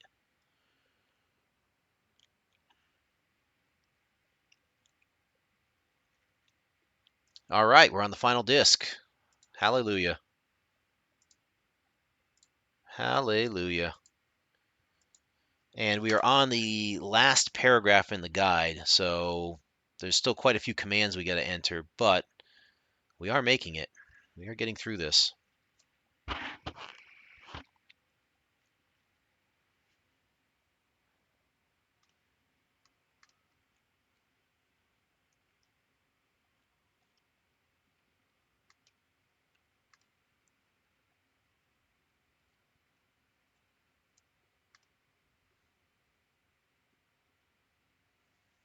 You are in your camp. Night has fallen. In the dense jungle surrounding you, there is a grunting sound. Paco is agitated.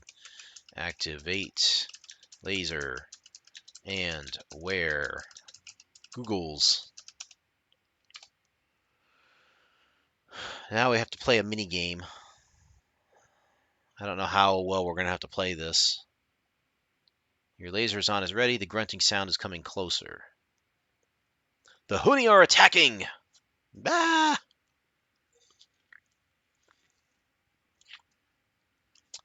And now we're back to disc A.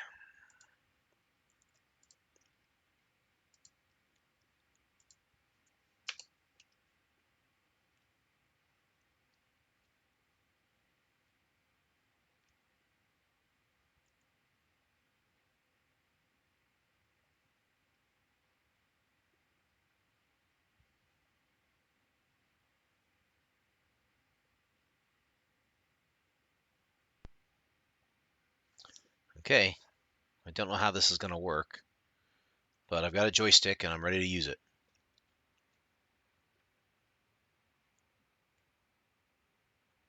I don't think there are any other mini games after this. Whoa, what the heck? What are we doing here? Oh my god, it's Space Invaders. Got one. This is hilarious. This is hilarious. My goodness, look at this. Oh, get back here. Oh, I missed him. Slow down. Come on out. Get. Get. Will you stop moving? Ugh. Get. Jeez. This last one's a bugger.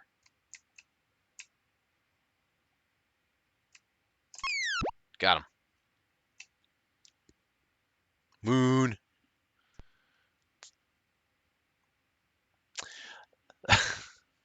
That was not their better mini game. That was painful because it's not so much the idea of shooting in a pseudo 3D environment. That doesn't bother me so much. It's just how wonky the graphics looked. Even for 1984, I think we could have done a little bit better on that one, but who knows? I'm not one to judge. I still like this game. I still think it was well put together, and at least conceptually, a very well put together game. I like the fact that they, from a high level, they've combined a text-based adventure game with graphics, which is unheard of back in 1984, or I should say, very rare in 1984. On top of that, you've got a different font, which means they didn't use the system font. They put their own font in, so that's another bit of memory they had to load in. And they've got mini games in this thing. Not a lot, but they do. They have, something else to drive the value of this. So, I got to give them credit for that. You're in your camp at night. Paco indicates it's safe to sleep, so we are going to sleep and move on to the next paragraph.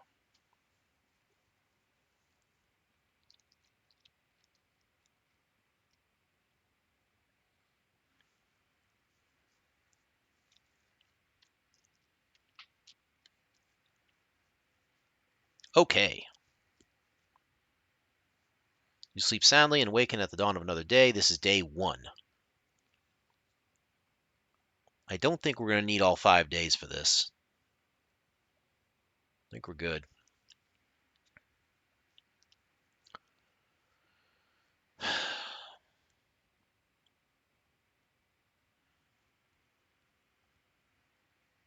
You are in your camp. The lost city of Chak is to the north, so we're going to go north. Start cruising through these commands here.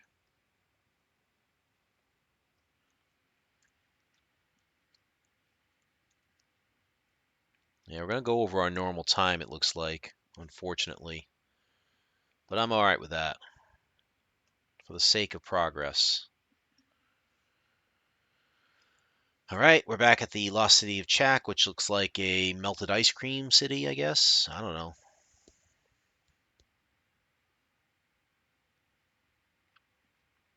know. Go in is the next command.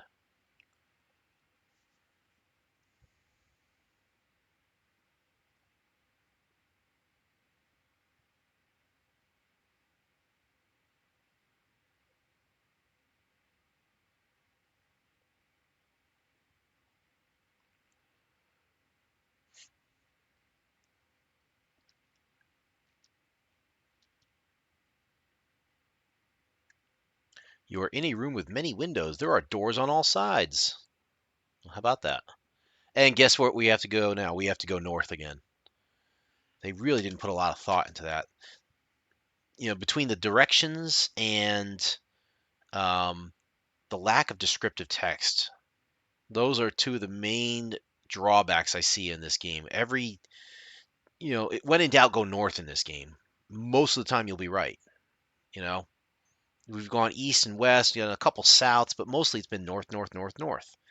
You're in an open courtyard. According to this, we're supposed to go north again. Again, they don't give you a lot of descriptive text. Can I go north? Can I go south? East, west? Can I look up? What can I do? What do I see? That's the frustrating part about this game. It could be better. Unfortunately, I bet you if you were to look at the data that's packed into these disks, I'm almost guaranteeing you that they used up every available byte, which means they probably didn't have a lot of room for extra text and stuff.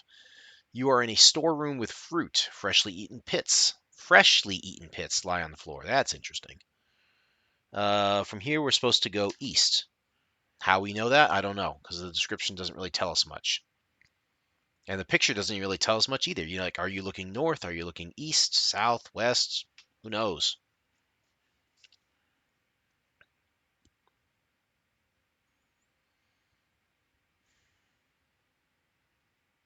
Again, I don't mean to be grumpy about this. You want a little bit more out of it. Like I said, they did a great job with the game. It's just, it's not perfect. Look at this guy. Oh my. That's a purple grimace. You are in a temple with a colossal statue. There is a damp smell here. How about that? All right. So we're in the temple. Now we're supposed to go north.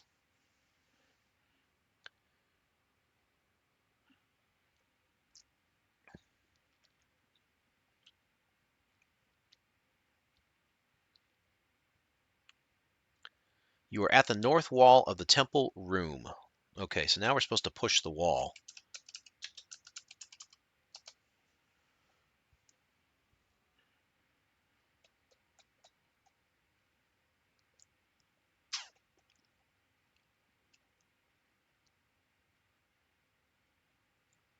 One stone pivots, revealing an inner recess. There is a lever here.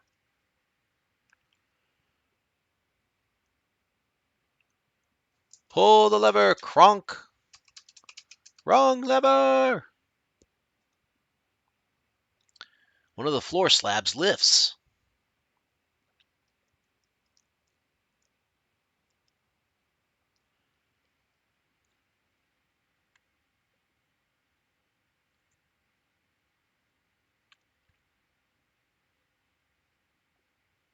Now Grimace has a sun visor?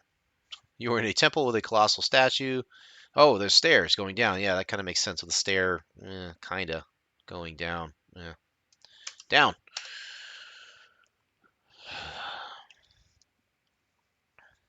Yeah, we got some directions to go through here.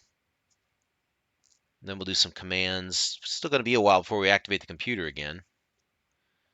And it looks like we're only going to activate it that one more time, and that's it.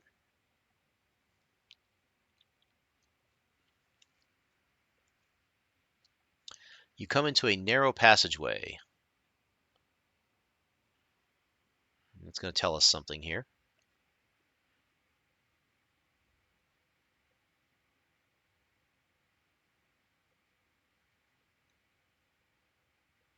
Above you, the entrance to the temple room suddenly closes. The entrance is sealed. You can never go back. We're supposed to go west.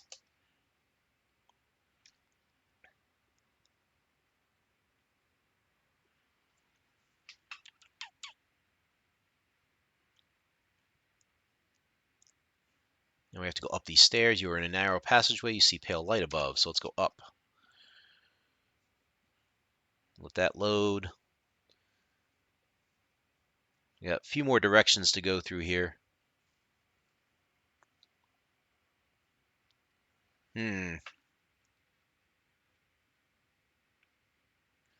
How weird. You are in a vast hall. There are doors in all directions. What I say is weird here is that it's the graphic itself if you look at it. There is actually depth in this graphic when you compare it to like the original police scene or outside the institute. There was really hardly any depth that you could note. It didn't look like any of the graphics had any depth to it. There wasn't any shading or anything like that. Here, you've got actual shading on these platforms. You've got shading on the arches that are over here for the windows. You actually feel a sense of depth in this. And even the stairs, which look wonky, it's fine because they're supposed to be ancient stone steps. They're supposed to be a little wonky. So I'm actually good with that. It's strange. How one part of the game you've got like a wonky graphic and the other one you've got a pretty decent looking one. Anyway, we're in a vast hall. Now we're supposed to go west. You are in a tiny, smelly room. What? I guess we're supposed to go to the north wall of the tiny room. You are at the north wall of the tiny room. The musty smell is strong here. You can see a key here. Get key. You now have a key. Fantastic. South. Go back to the tiny room. Tiny, smelly room. We're going to go back east.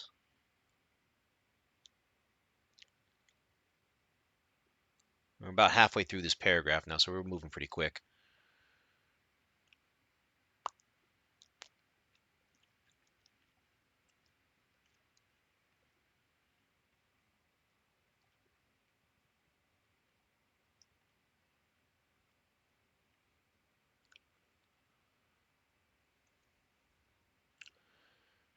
So we went east. Now we're supposed to go north, right?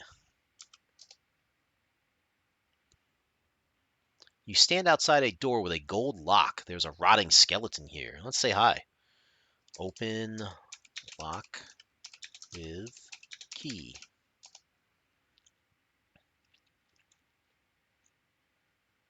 The door slides open, revealing a west passage. You can see a paper here. Let's get that paper. Washington Post, Saturday Evening Post. Read paper. New York Times. The paper says, okay, computer is beeping. It seems like they know.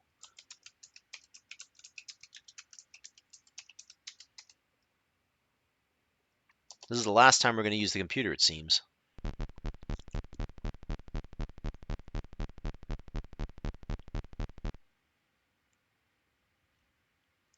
Should be 969 again, right?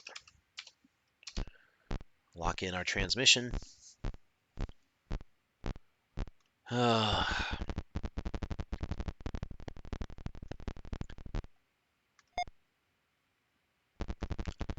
We have deciphered Roger's last message. Translation follows. Must open 3 doors at once. I scratched numbers over the doors.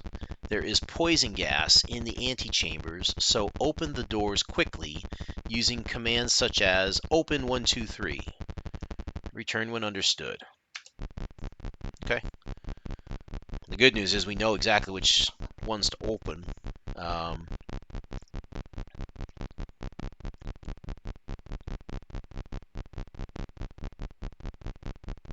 How you're supposed to figure that out, I don't know, because they really don't give you much context and like a clue as to like how, what order you're supposed to open the doors in, but whatever.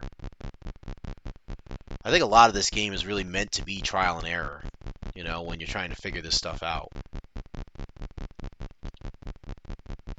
And I could have done that, but it doesn't make for a very entertaining playthrough in my opinion. So we're gonna go west here. We're gonna go west one more time, and then we have to do the opening.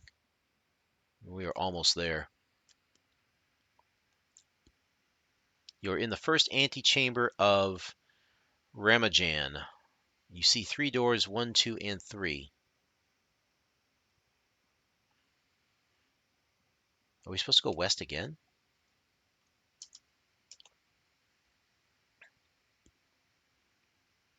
Oh,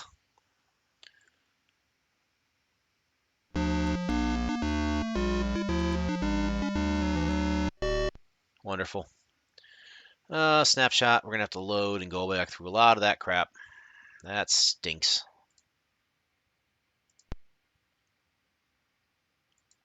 It is getting dark. Okay, this is just before the mini game, so we need to go south. I'll run through this again. It's not a big deal. A little frustrating. We didn't get too far into it, though. Thank goodness. I really wish I could speed up the load times here.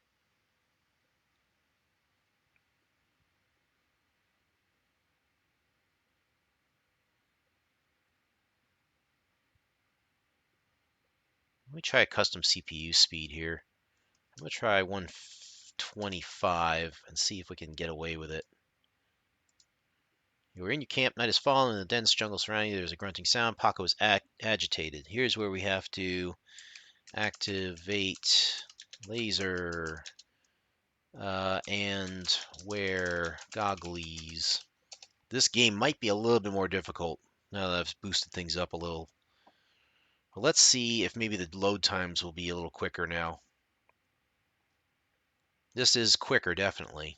I don't want to go any faster than this, though. Disk A. Yep, we're going to attach that. Drive 8. Yep. Attach. It's weird. The guide said to go west twice, but the doors were right in front of us there. So that kind of bothers me a little bit. The guide's slightly off. It literally says go west, from the computer, you go west to the first antechamber, and then it says west again, and then do the opening of the doors, which is not correct.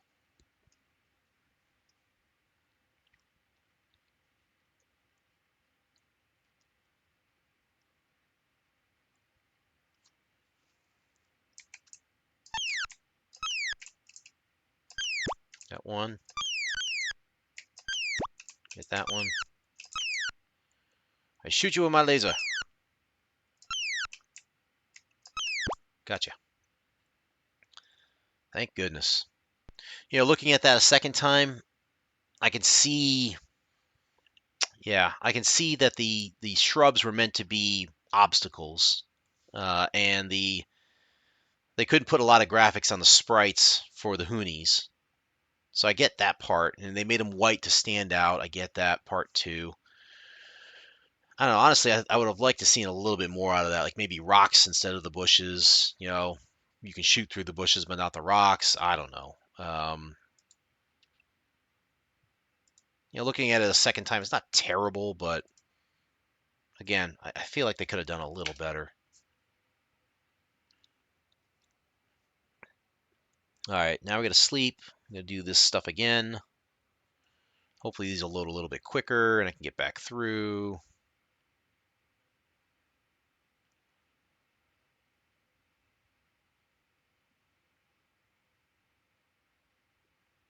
Apparently not, because the load speeds just seem to be taking forever. It's not really what I want to do here, but oh well. Yep, we're going to sleep, do that, move on. I don't believe there's any more mini games. We only have to activate the computer one more time. It's really just getting through the rest of the adventure. And once we open those doors, we've only got a couple more directions, and that's it. We're done.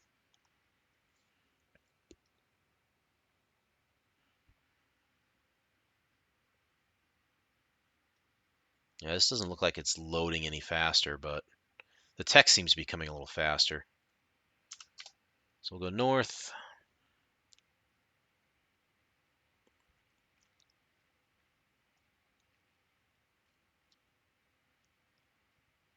I could warp speed it, but that's just, I don't know. I think it's going to annoy you when you watch this later.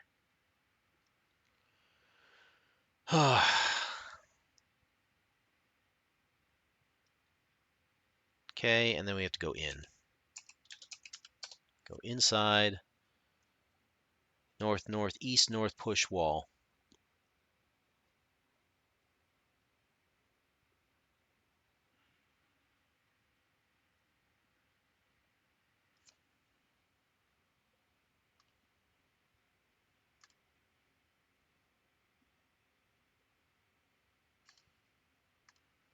North.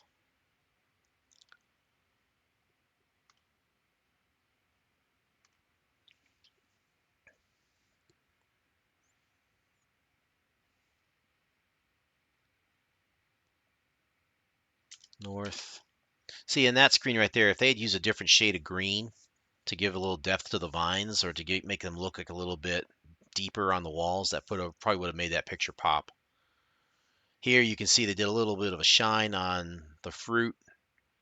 That was north, north. Now we got to go east. That screen's not too bad.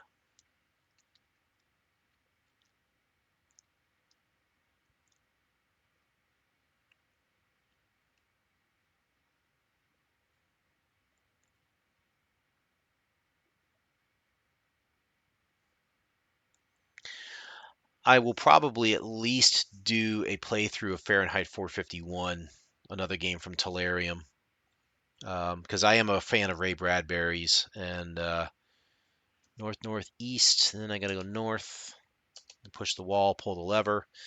I will. I'll probably do a playthrough of Fahrenheit 451. I did read the book, and I didn't get to make it all the way through the game, but I have read playthroughs through it, so I'm kind of looking forward to actually beating that one.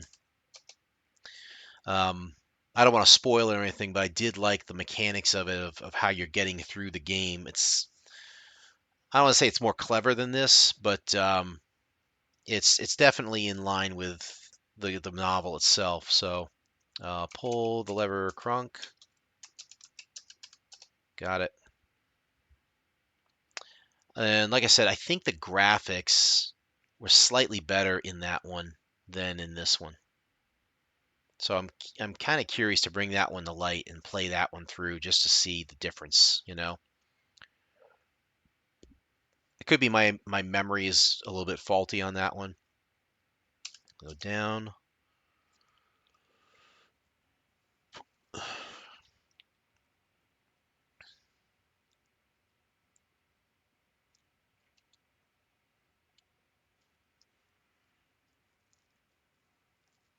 Yeah, we're almost back to where we were. It's no big deal. Yep, narrow passageway. They close the door on us. Blah.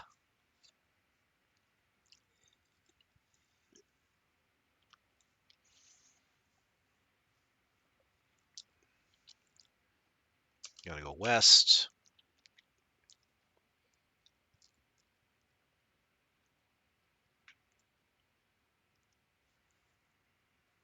I'm pretty sure, thinking about Fahrenheit 451, I don't remember encountering a mini game in that one. Um, so it's gonna be interesting to play that one all the way through to see if there are any mini games in there or not. I don't think there were though, from what I remember. Let's see, down, west, up. Now we gotta go west. Tiny smelly room. Gotta go north and get key. South, east.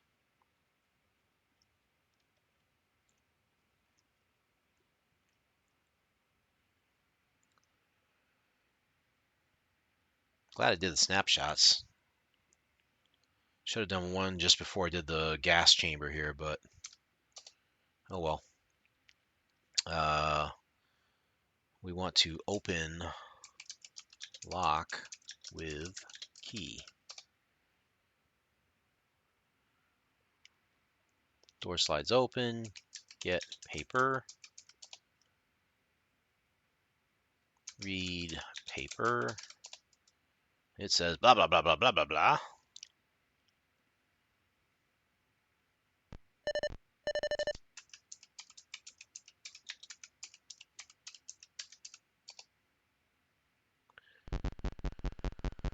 All right, after this, I'll do a quick save, and then we'll go west and then open the doors. It is 969. Translate this thing. I'm exhausted right now, I'll be honest with you. I want to get some sleep.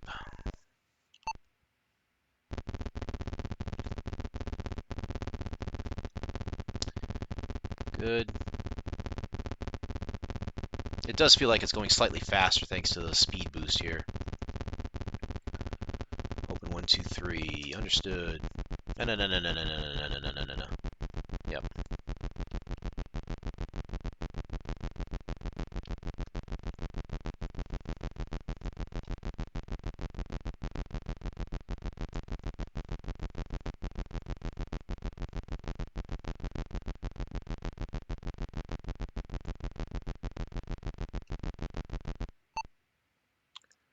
Good.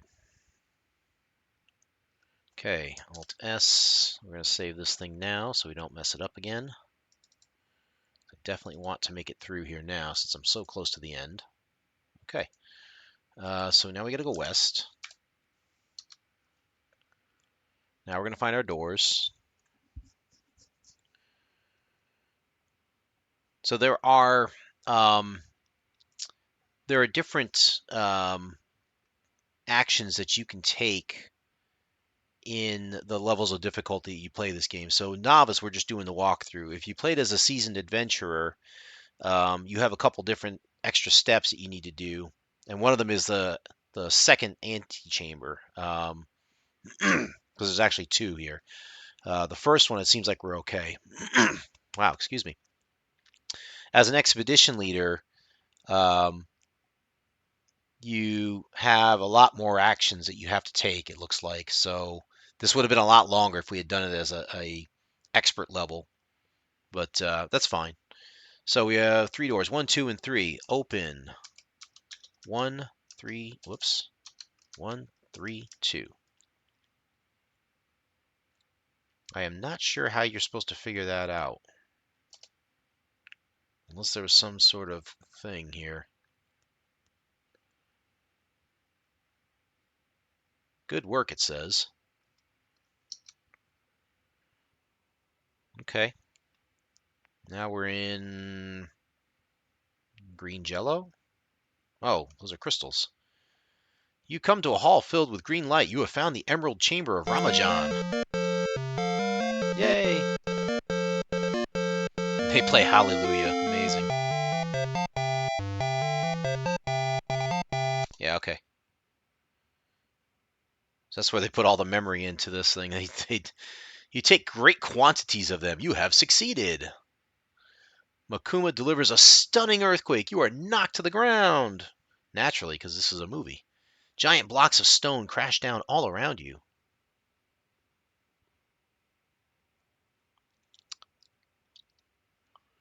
Dazed, you get to your feet amid a scene of destruction. It's hard to see with all the dust and smoke. You can barely make out a passage to the south. So we're going to go south. Only way to go. So now we got some directions to go. You're in a vast hall with a high ceiling. The ground shakes violently. South again.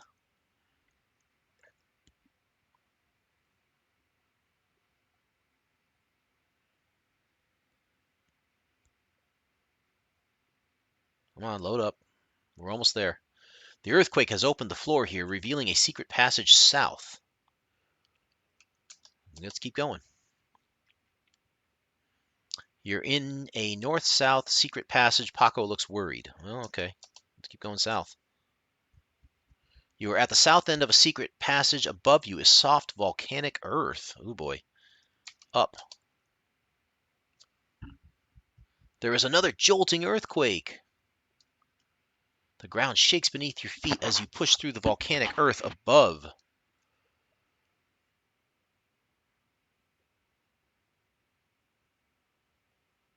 Yeah, we've only got a couple commands left here, and that's it. Oh, there was a hole already dug. How about that? You climb into the pit room. Great stones from the ceiling are about to fall on you. What? Let's get out of here.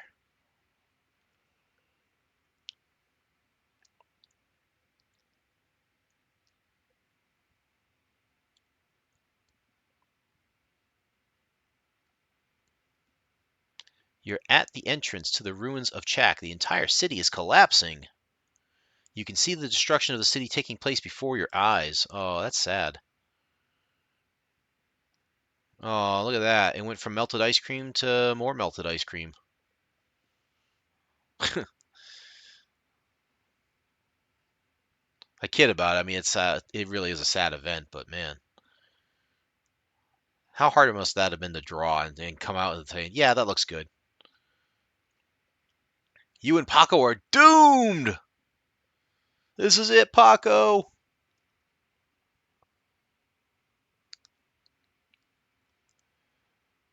But wait. You have been rescued. Paco cries, hurry up, let's get in that chopper. Enter. Helicopter. You've made it. Yes. Congratulations, despite your lack of experience and your novice rating, you entered the wilds of the Amazon and survived. You've done well. Murphy just snorted and said, it could have been worse. That was Murphy's Law. That's as much of a compliment as he ever gives. Even Paco thinks you're good. He just informed us. Squawk. This person's no turkey. Squawk.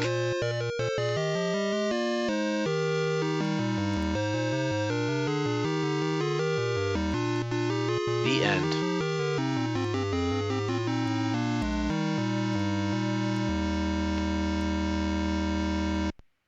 Play again. Yeah, no, we're not going to do that. So yeah, that was the Amazon. It went better than I thought it would. I thought there might have been a little bit more risque stuff that is period based, from the 80s and stuff that I might have had to talk around. But safe enough. So, like I said, sometime in the near future, I would like to do Fahrenheit 451, give that a playthrough, just so you can see the difference between the Amazon's graphics and that one. I genuinely feel like their graphics in Fahrenheit 451 were slightly better. It's just a different playthrough as well too. So we'll see. Well, I'll probably plan that. I don't know.